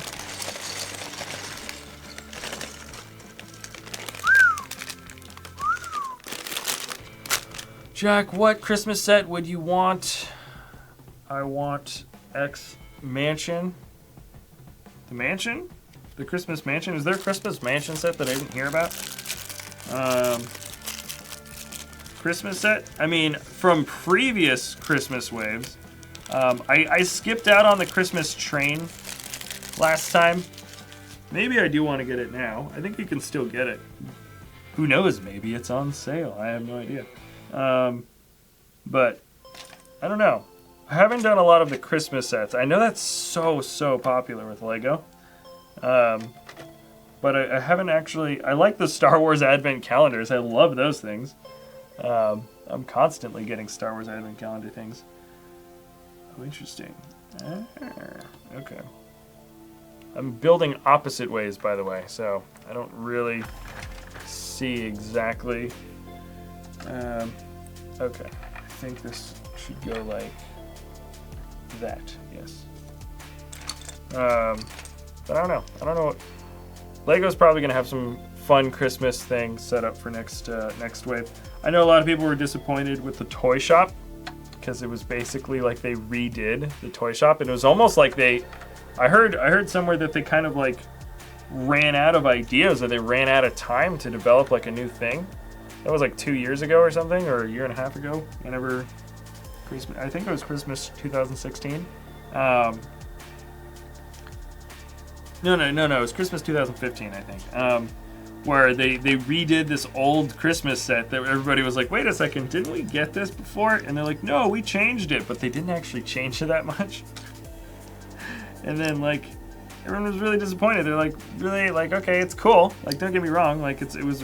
I liked the set. I liked it a lot. I thought it was really cool. It was just like an old set that they redid, and everybody was kind of disappointed about it.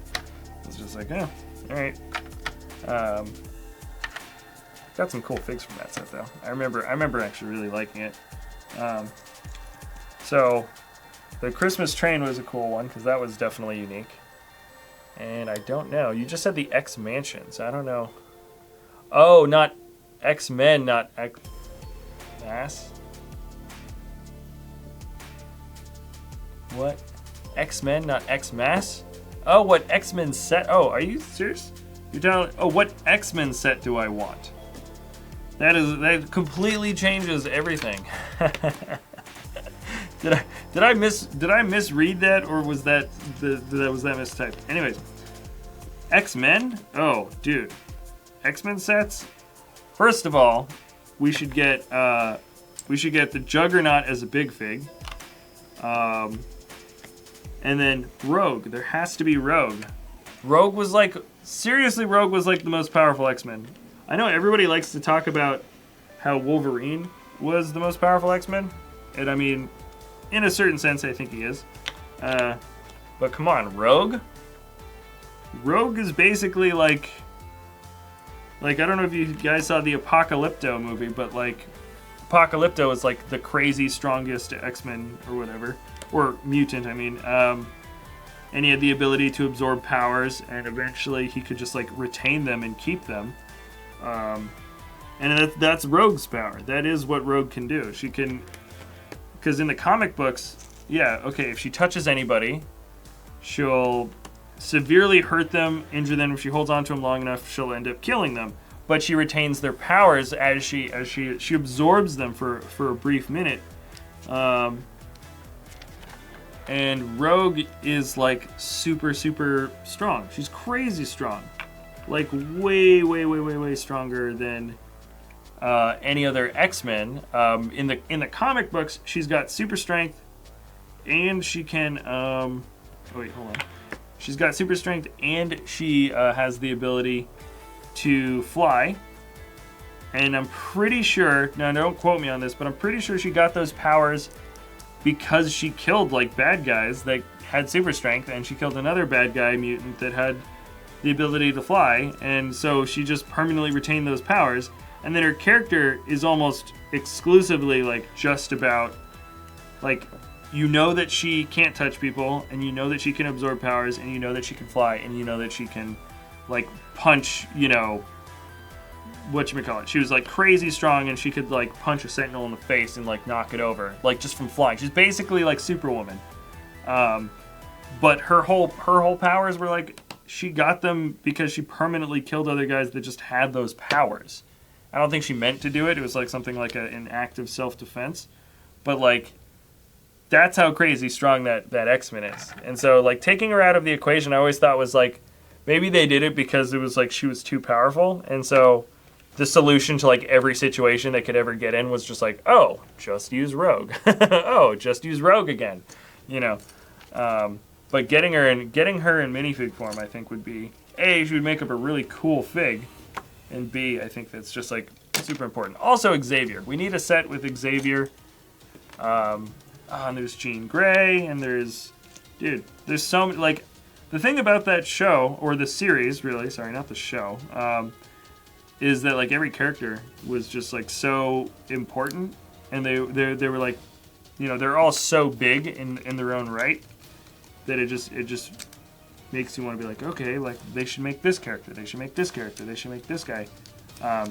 They all seem equally important throughout the series. And where are we at? Where are we at? What the heck? Ah, there it is. There it is. This thing was just not wanting to come together.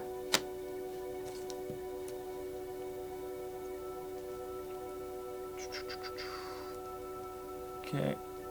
Deleted comments, deleted comments, deleted comments, deleted comments. Ooh, somebody was banned. Oh, snap. Didn't see it. But if somebody got banned, they were probably pushing and pushing and pushing and pushing. Alright, alright, alright.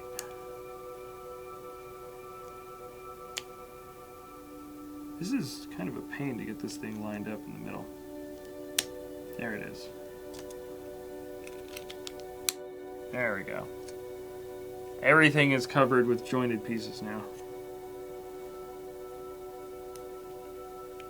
This is going to create, I think, where I'm building the top roof. I only just realized that right now.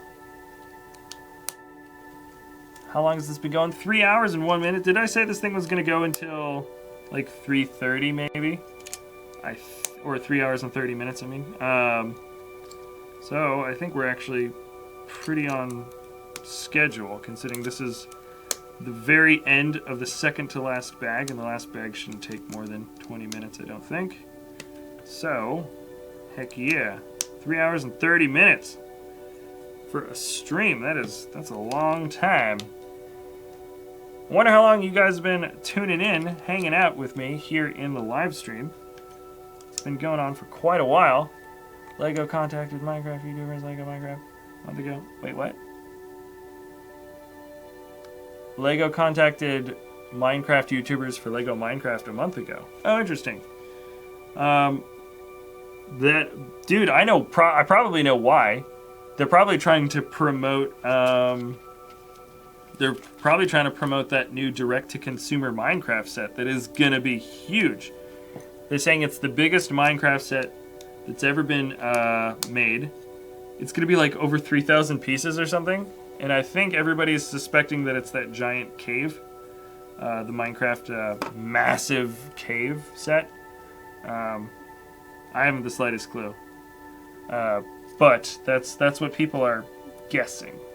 It's on the rumored list for a few people, but not like the official rumors, like, you know, where people say so and so says this is going to be like an actual LEGO set.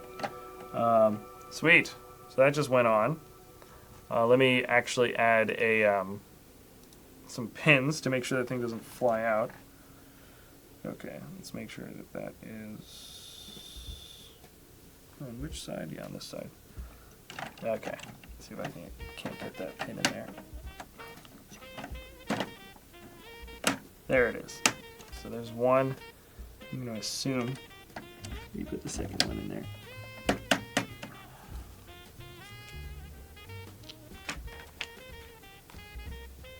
Alright, cool.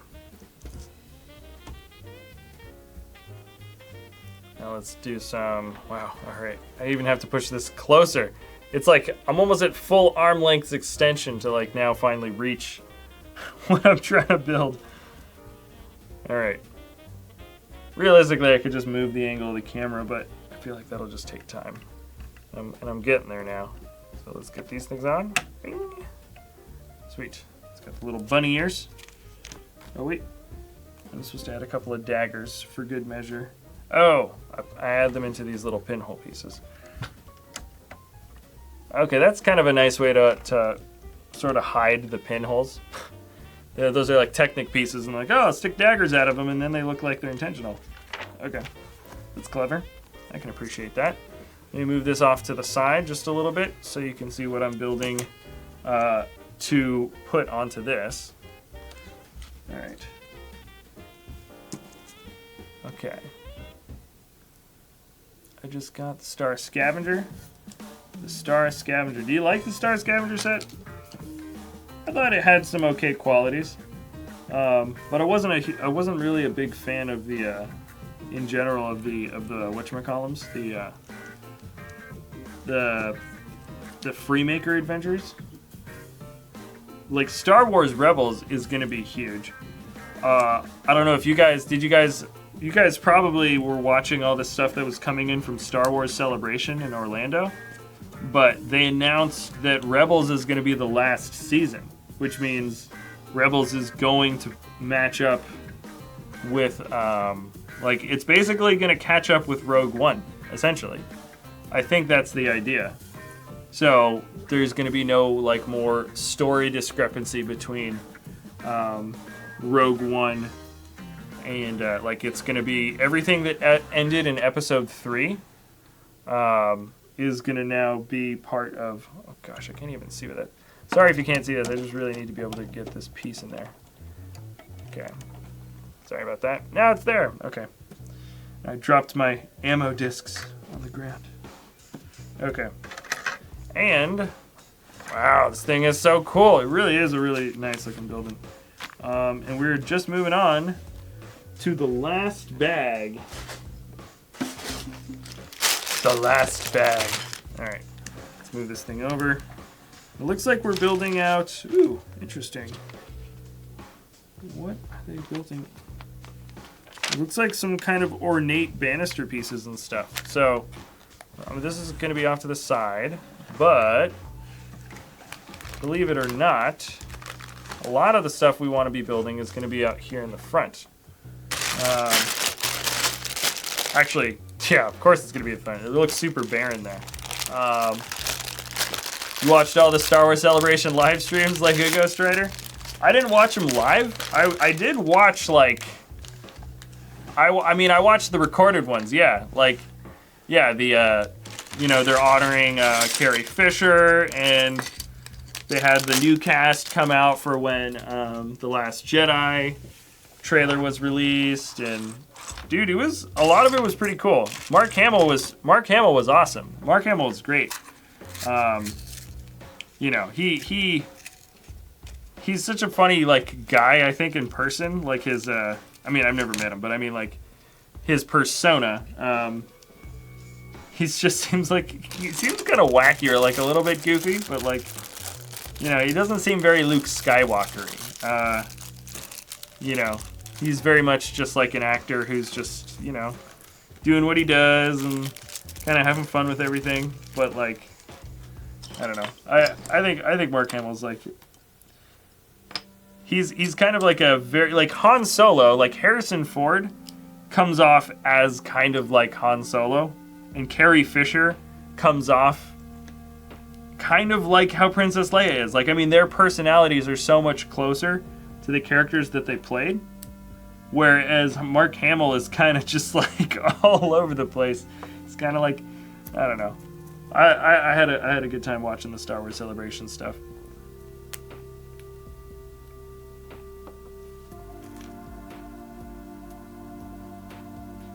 This is cool. So we're building up some fiery pieces. I like these studs though. These are such cool pieces to get in gold. I'm telling you, like, we're lucking out with all the gold in this set. Solid gold. All right. No, yeah, it's really looking good. Oh, and we got a couple more of these. Nice. Oh yeah, getting 1x4 bricks in forest green. That's a good little thing to have. Ooh, more of these gold dragons too. We got them in the junior set the other day.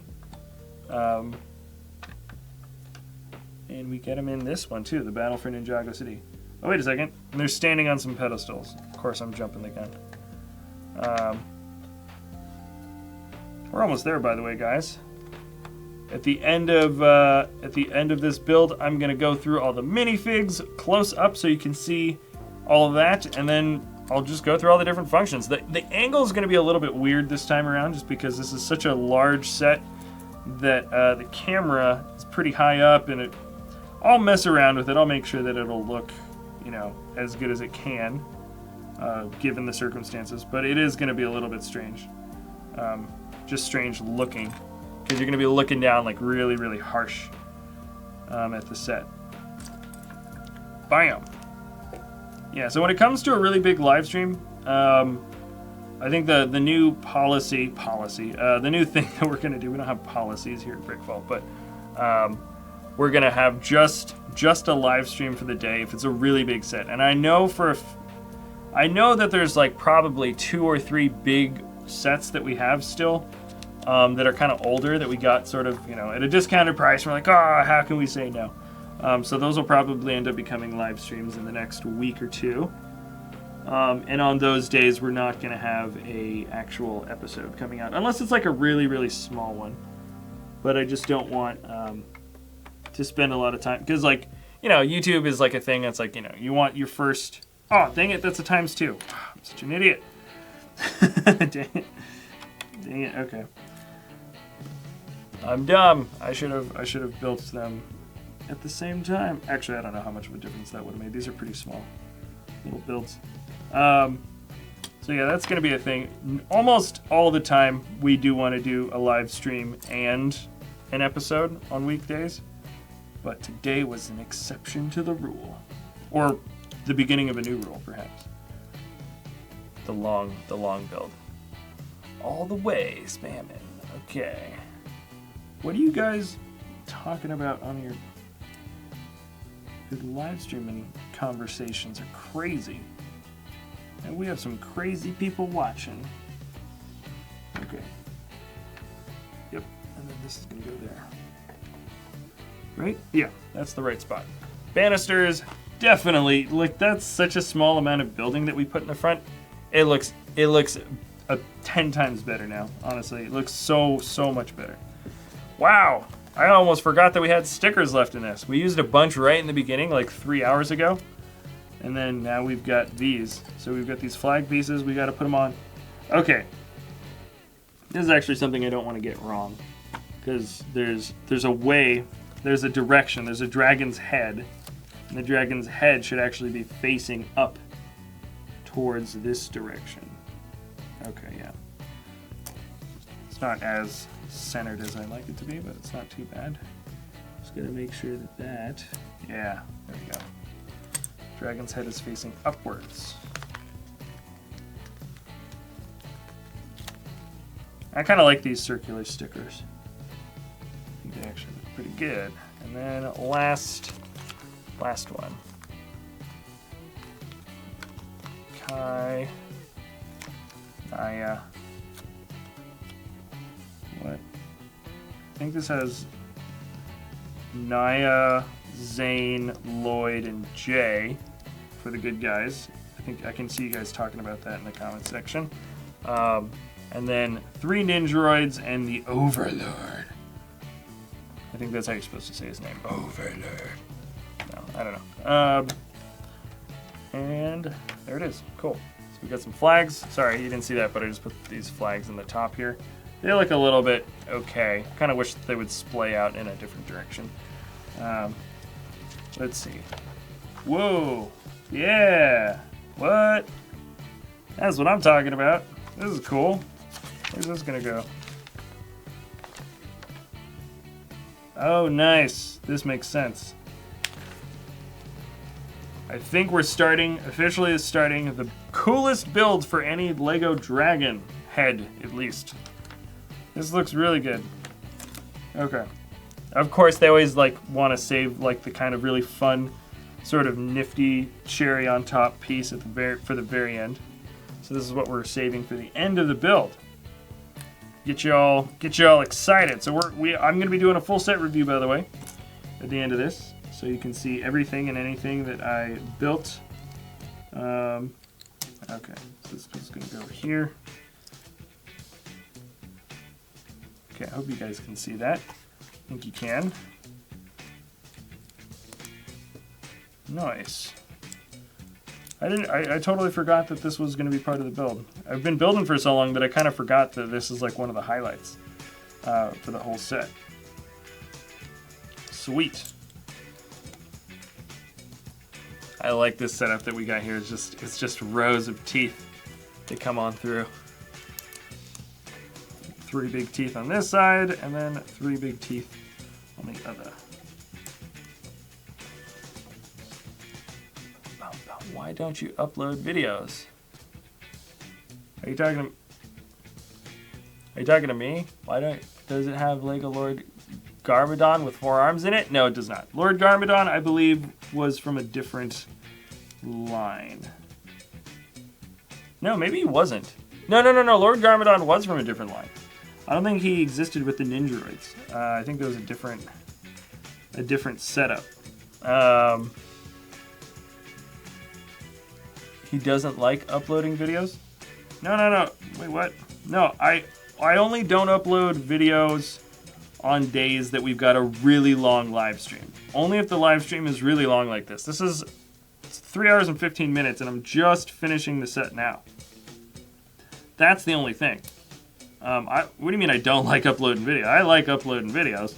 I just don't like having a video come out and then nobody watches it for the first several hours because they'll see LEGO live streaming on like the search results, and then we've just noticed that like when I release a video and the views for whatever video came out that day kind of drop a little bit during a live stream. So if it's a really long live stream, it actually kind of takes away from the first day of growth for a video, for views. So and in YouTube terms, like first day of growth is like a very big determining factor on whether or not your video becomes like more successful in like the later days or weeks or something, because it's like search results and all this stuff. So basically we just like to kind of keep it to like one big thing a day and maybe one small thing.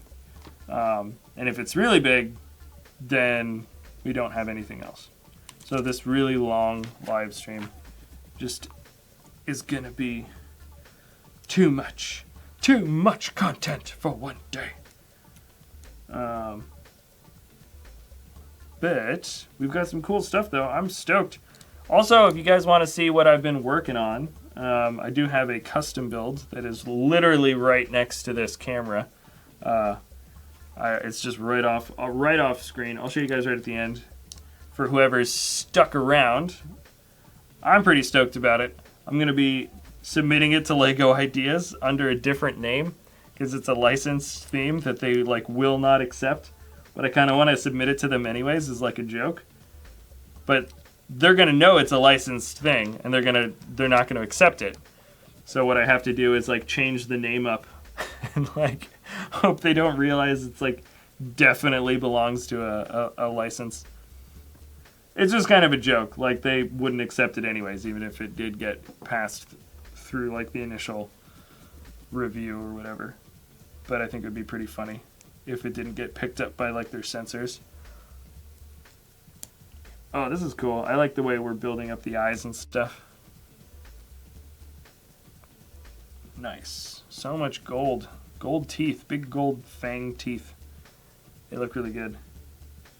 And then some white here in the front. We're getting there, guys. We are getting there. Only a minute or two left until this thing is done. And then we are going to do the final review. This comes in this way. Oh, whoa. What the heck is... Oh, yeah. Oh, cool. So it's like we got these like nice like sort of tusk type pieces that come shooting back. Ooh, and it builds the frames for the eyes. Ha, that's so good. It looks a little bit somewhat wonky, not a huge way, but there's a little bit of wonkiness kind of going on here. Oh, and this is going to make the snout. Excellent. Nice little bit here. Nice, we're just about there. It's an interesting combination of colors, that's for sure.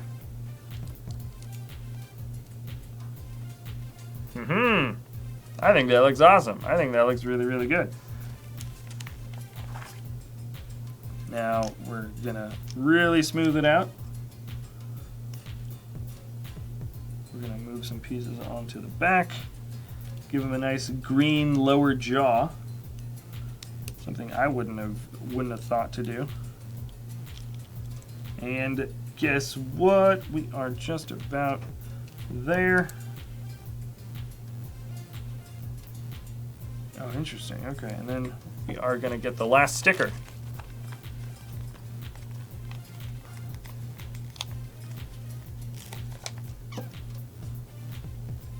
Is the Ultimate Collector Series X-Wing the orange X-Wing?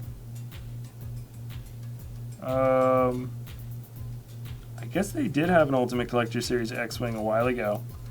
I don't remember what color it was. I think they did, at least. I'm pretty sure they did, but it's like one of the ones that's really dated. It doesn't look nearly as good as some of the other stuff. All right.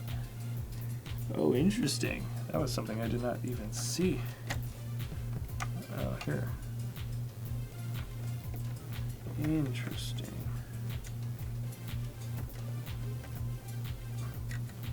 Look at this. Get that dragon head nice and high up there.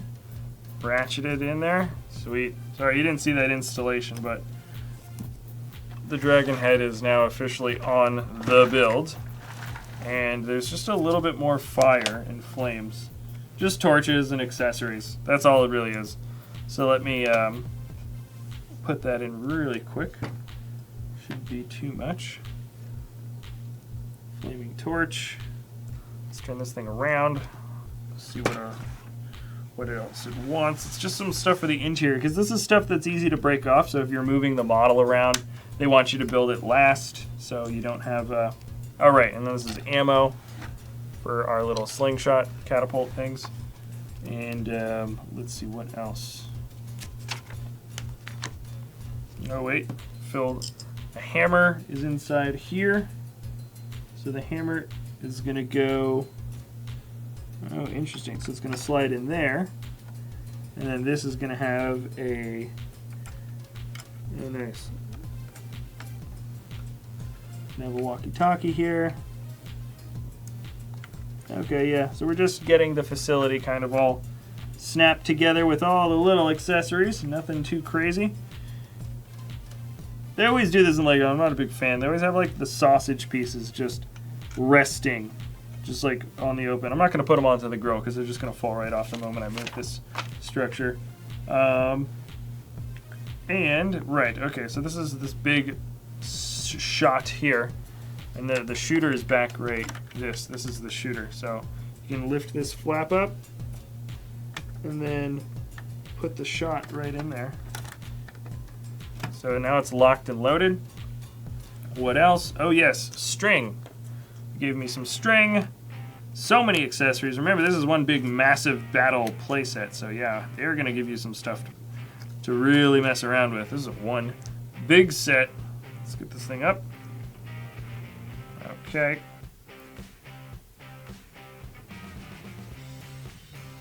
Alrighty. See if I can't make a couple of little nice knots without messing up the string too bad.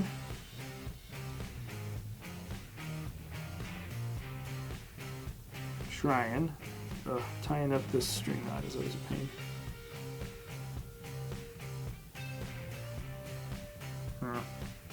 I messed it up. Alright, I'm going to mess around with the string in just a second. Oh wait, that is... Oh, that's it. Oh, that's it. Oh, that's actually kind of cool. Okay, let me actually get this thing tied off. I wanted to not have a lot of spare string, but you know what? I'm gonna kind of tie it loosely. Give myself a lot of space to make the knot easy to tie. Normally, I try to give it as much space as possible because I think that's what the build requires.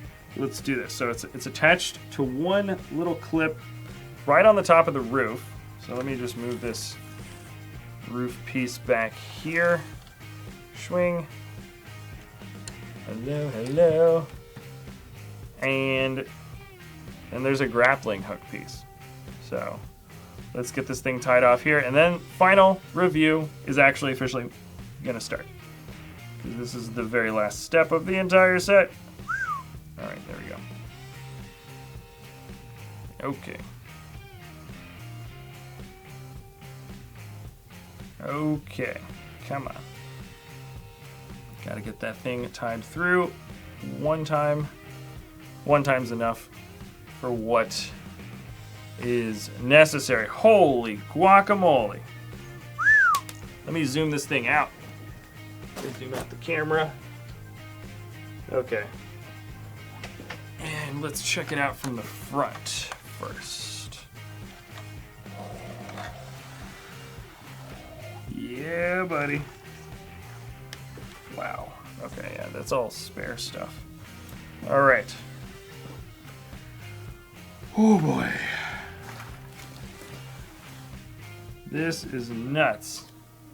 This is totally nuts. So, we've got our giant, oh my gosh, so many things. Okay. This is called the Battle for Ninjago City. Let me move all the stuff out of the way that doesn't necessarily need to be here, at least not right now. And first, let's just take a look at the main thing. There's a few other builds, of course, that we're going to look at. And this is the Overlord. You can't even really see him that well because there's just so much stuff that makes up this particular build. But let's look at the actual thing here. And what's great about this, pieces want to fly out of this thing when I lift it up because I'm going to kind of, this is how I'm going to show it to you guys. So we've got a few areas here in the front. This is the sort of the secret weapon chambers. Now when it's at an angle, it wants to kind of flip back to wherever the weight is. So when I have it this way, there we go. That's a little bit better, but it kind of wants to move around when I pick it up. Just look at the grandeur of this thing. This thing's huge. It's huge. This whole thing is massive. It is probably one of the largest Ninjago sets out there.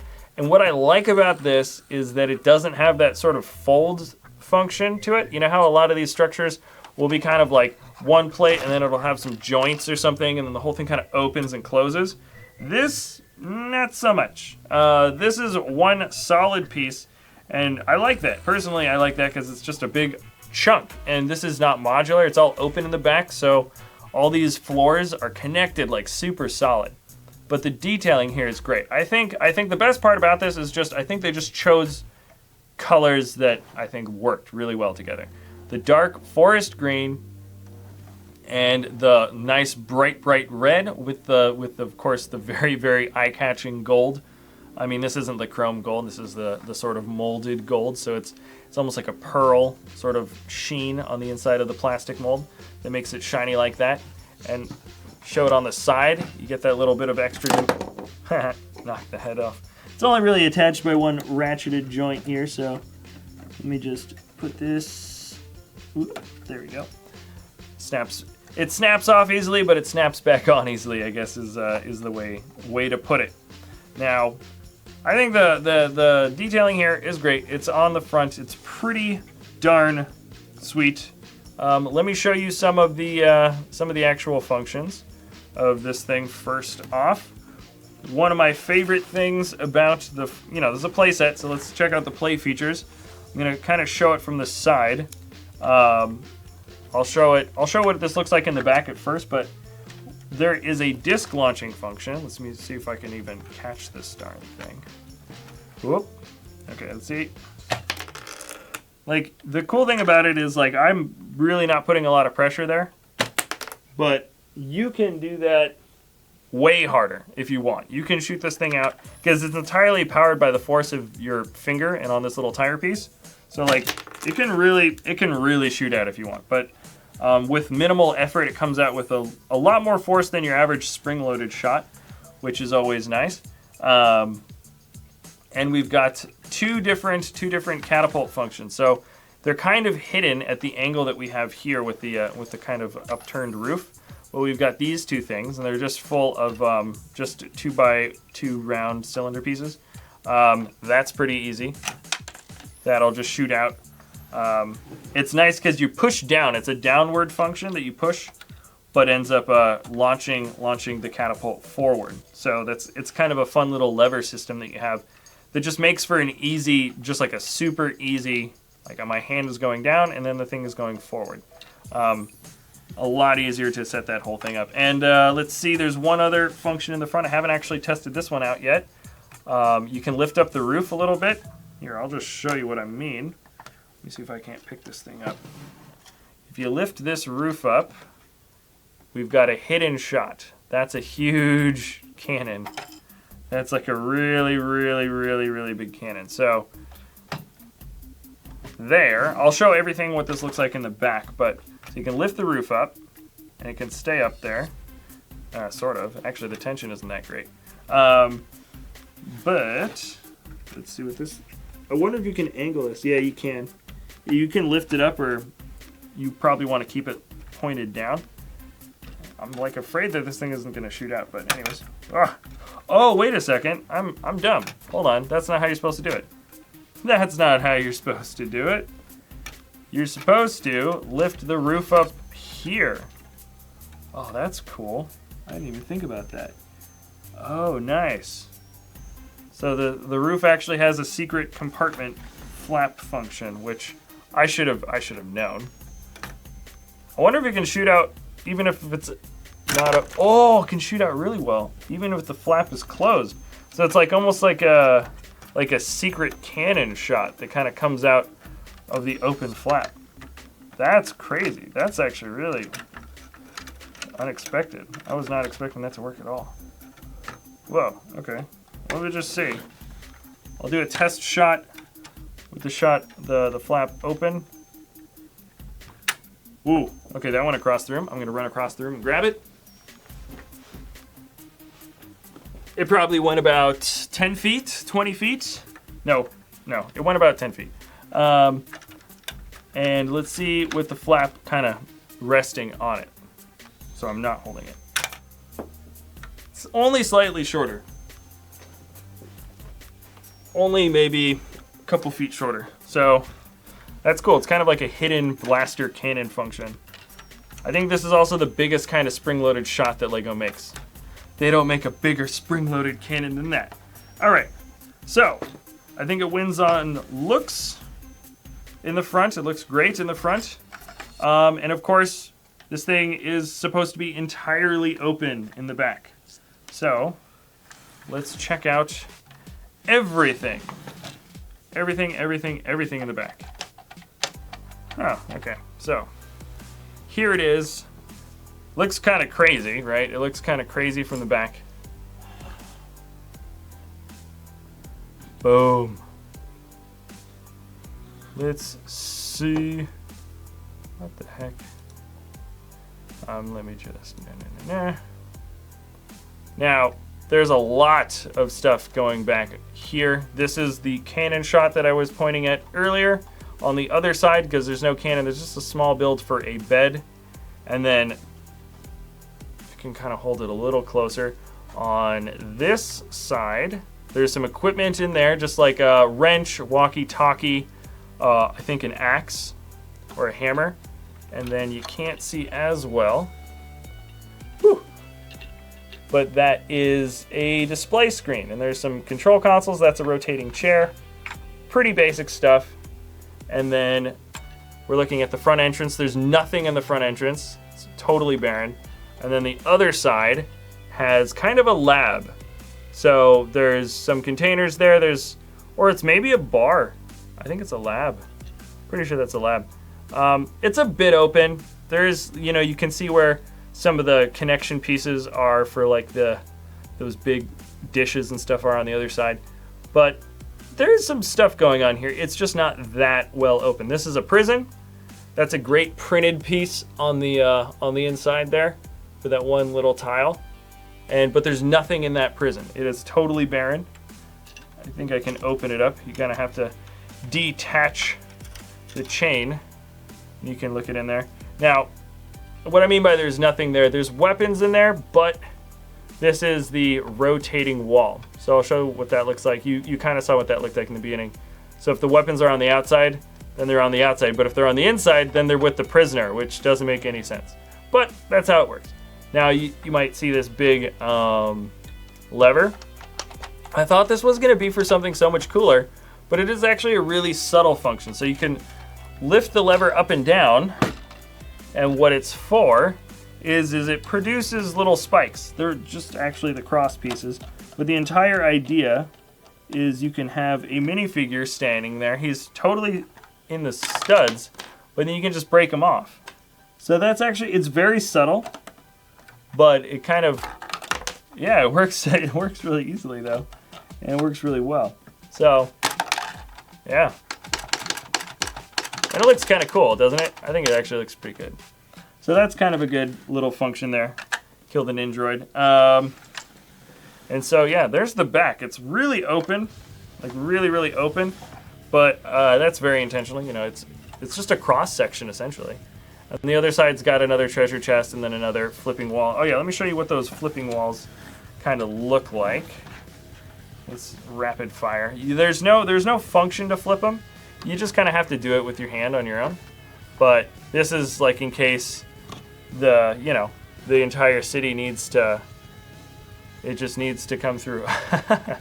Yeah, not bad. I actually think that works pretty darn well. So that's the main part of the build. Now there is this rope that has been hanging off the side. Oh, dang it. And I didn't tie it well enough because I was like trying to go fast. But let me see if I can get this thing back through. This is just a grappling hook type of piece. See the classic grappling hook piece, and this is always getting tied onto stuff. This is probably one of the most common pieces that gets a string through the back, especially with sets now. I know Batman does it. I know they've been doing it with city sets, like rescue sets and stuff. Yeah, they're constantly doing it. Let me just get that second knot through. And this is supposed to be a function where the city you can have a grappling hook from the rooftop of the city, and it actually reaches super far. And you can hook this through any one of these spikes, any one of these little holes here. It's small enough. And you've got this tree, which is a great build for a tree. And then this is the zipline piece. So let's practice. I haven't practiced this yet. I'm just trying it out for the first time right now. Let's get this into Lloyd's hand. And then Lloyd, hypothetically speaking, actually I should angle this a little bit better so his feet don't hit into the roof. There we go, that's a much better angle. And let's twist his hand around. And all right, Lloyd, let's see what happens. I've never done it. Oh, yeah, it works really well. It kind of pulled the tree close. You saw that? Give it a little bit more tension. And Lloyd's on. And yeah, that's a pretty decent play function. Just a nice little thing. You can have it attached. You can take it off. You can do what you want. It doesn't need to be in there, but it's just an option. This is the tree. Great build for the tree. Not a big fan of these pin pieces being black.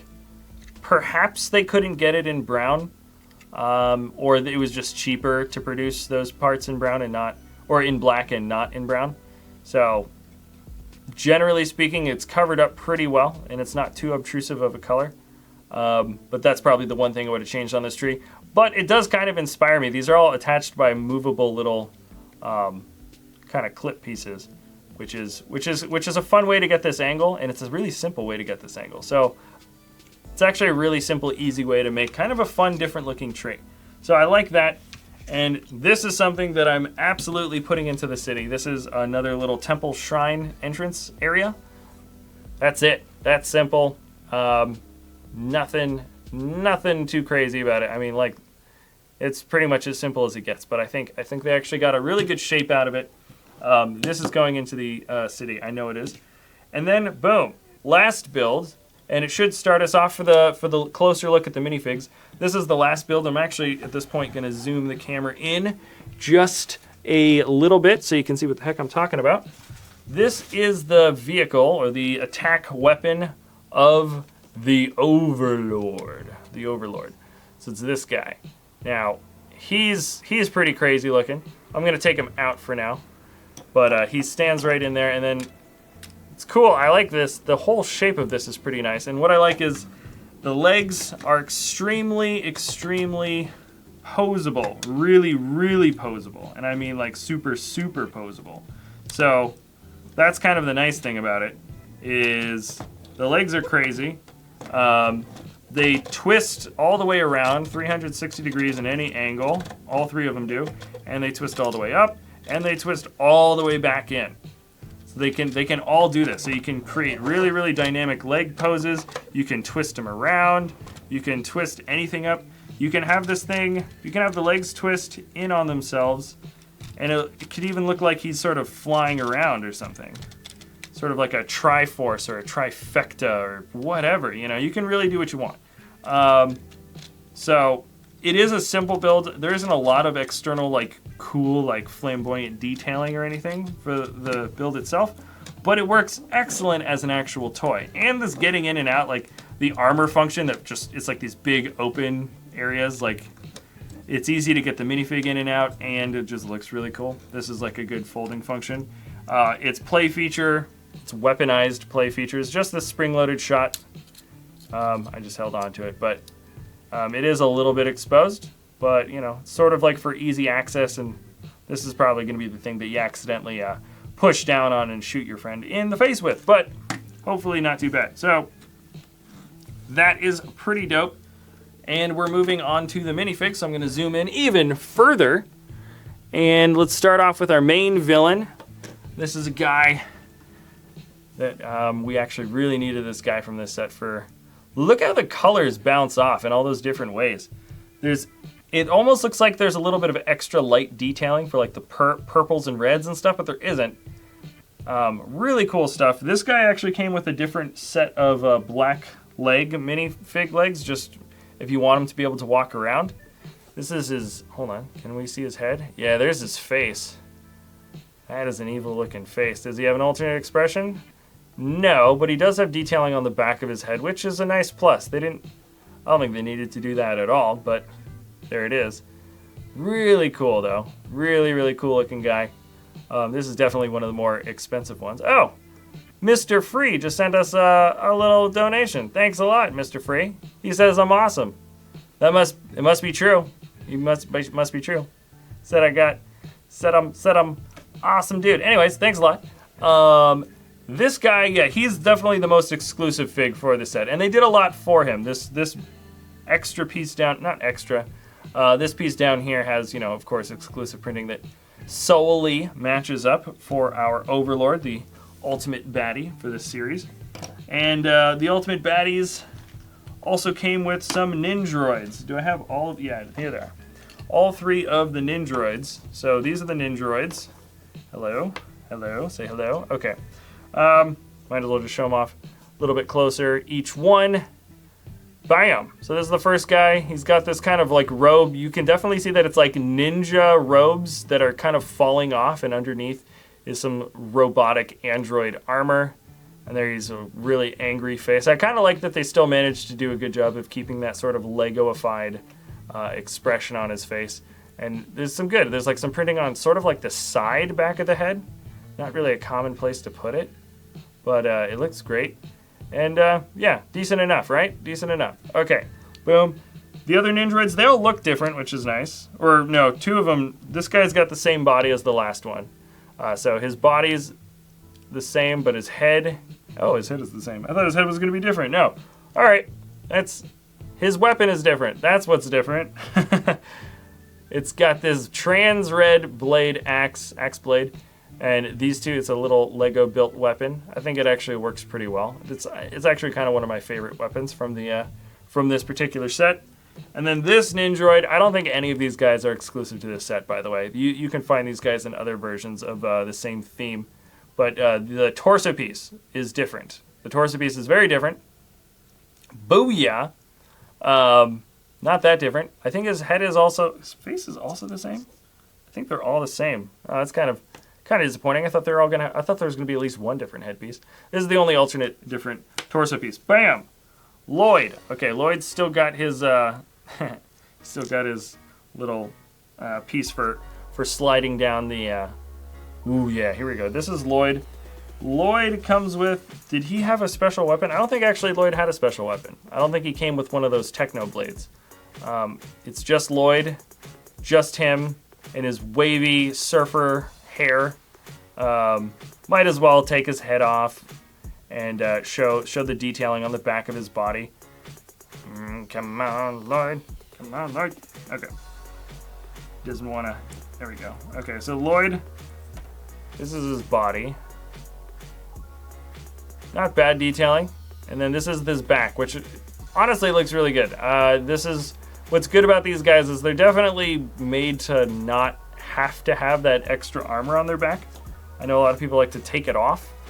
I'm personally not a huge fan of having big things on the back of minifigures, but I was saying earlier when I was making these guys that, oh, by the way, this is Lloyd's expression.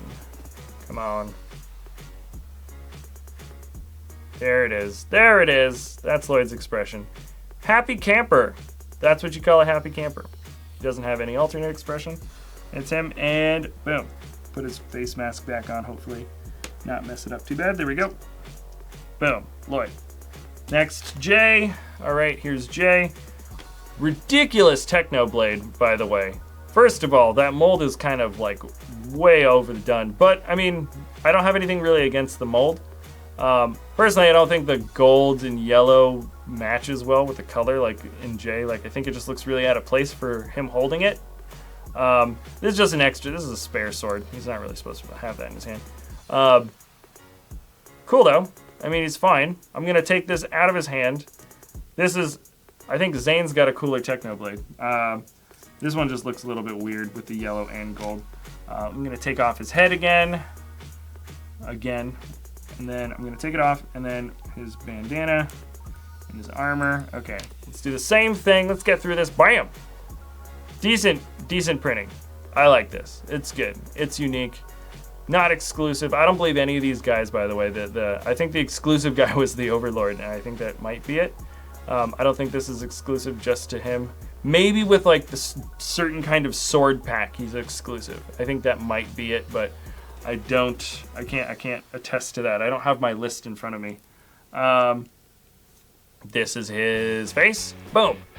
There he is. He's got that little clip in his eyebrow from the scar, and he looks super happy also, just like Lloyd. Happy campers, all of them. Remember, this is the battle for Ninjago City, so they got their game faces on. This is not time for them to mess around. All right. So that's that. Move him out. I forgot to put his armor piece on. Zane! Hoo-hoo!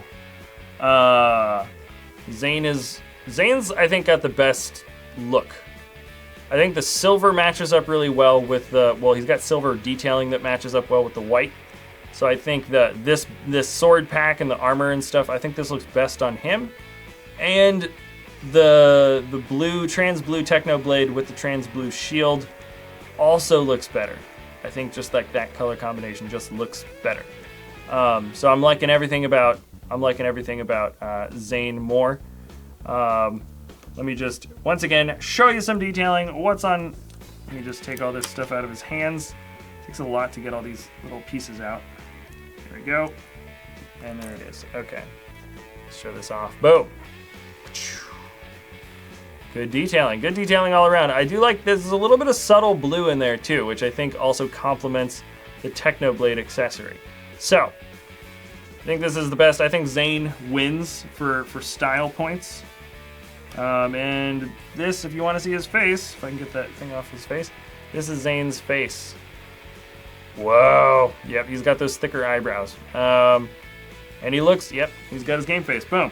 Let's put that thing back on, and then we've just got Uno Mas minifigure left. Just one more.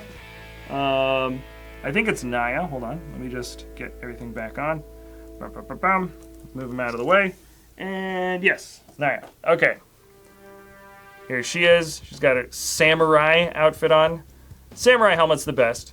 Samurai outfit's always the best. It's pretty dope. The detailing for her body is really awesome. And she's got printing on her legs. It looks better than anybody else's printing on anybody else's legs, for sure. She feels a little bit more complete. And she just feels more fitting. I don't know. I just like the look of this armor a lot better. Here she is without her helmet. She's the only one that doesn't look like she's super freaking angry. Everybody else is just like, we must protect Ninjago City. But she's doing all right. Let me show the printing on her back. The printing on the front is great. So let's show that back printing. Pretty dope. Pretty dope all the way through. And let me show this back on. Let me put this all back on. And I think we've just gone through the entire set. So let me put everything back in order. Try to show you guys this whole thing as one big set. I'm gonna zoom this camera way out. So let's get this thing back out open. Boom, boom, boom, boom, boom, boom, boom, boom, boom, boom, boom. Come on. All right. Oh yeah, that'll definitely have enough space now. No, actually, I don't know. Let's hold off on the definitely, because there's still so much to include. So, let's get the Overlord. No, let's put it on this side. Move this mouse out of the way. All right, so we've got our Overlord vehicle. We've got, this is a nice tree. Let me put the tree over here. And this is a nice temple. And just a pile of minifigures. Look at this. It's just a pile of minifigs. We've got so many figs. So anyways, moving through, I would say this set is, okay, right now on Amazon this thing is $140. And this is what, 1,223 pieces. So it's slightly over part to price. But for what you're getting, I actually still think it's an okay deal. I thought this thing coming out at $120 was actually a great deal when it first came out. I mean, because they really do deliver in terms of, I mean, this is a great looking build. I honestly do like the front look of this.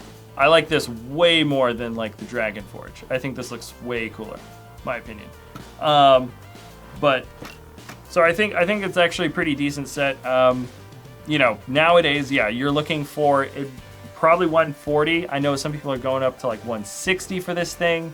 So nowadays, buying this set it's you know, it's something if you just really want it, you can still do it. But I do think this set is actually pretty dope. And I got this a while ago. We got it sort of on sale. And we're in the middle of doing a lot of Ninjago minifigure collecting. So that was definitely a sort of incentive.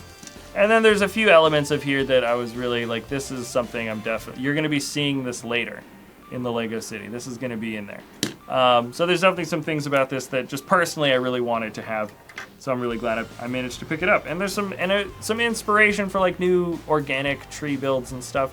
There's some things that I got out of it that maybe wasn't the initial intent, I think, for the design of the set. But that's basically what this live stream is. So wow, it's just under 4 hours, which is crazy. Let me just switch back to this camera. Okay, yeah. All right, so glad you guys stuck around, hung around for 4 hours. Some of you guys stick around for these live streams for a long time. So that's always a lot of fun. And yeah, this was taking the place of the episode that should have come out today, or could have come out today, but didn't because this is a 4-hour live stream. And then this thing is going to be uploaded later onto our channel, probably in an hour or 2 hours, or however long it takes for YouTube to process this thing. So anyways, thank you for hanging out during the live stream. I hope you guys enjoyed your time just hanging out with me, and we're going to be doing live streams probably every day this week. I'm starting to run out of sets, actually, so maybe not every day this week, but probably. And they're going to start at 11 a.m. Pacific Standard Time every time. So that was the same time as today, same time as the day before. All right, so that's it Thanks for watching, and we'll see you next time at BrickVault.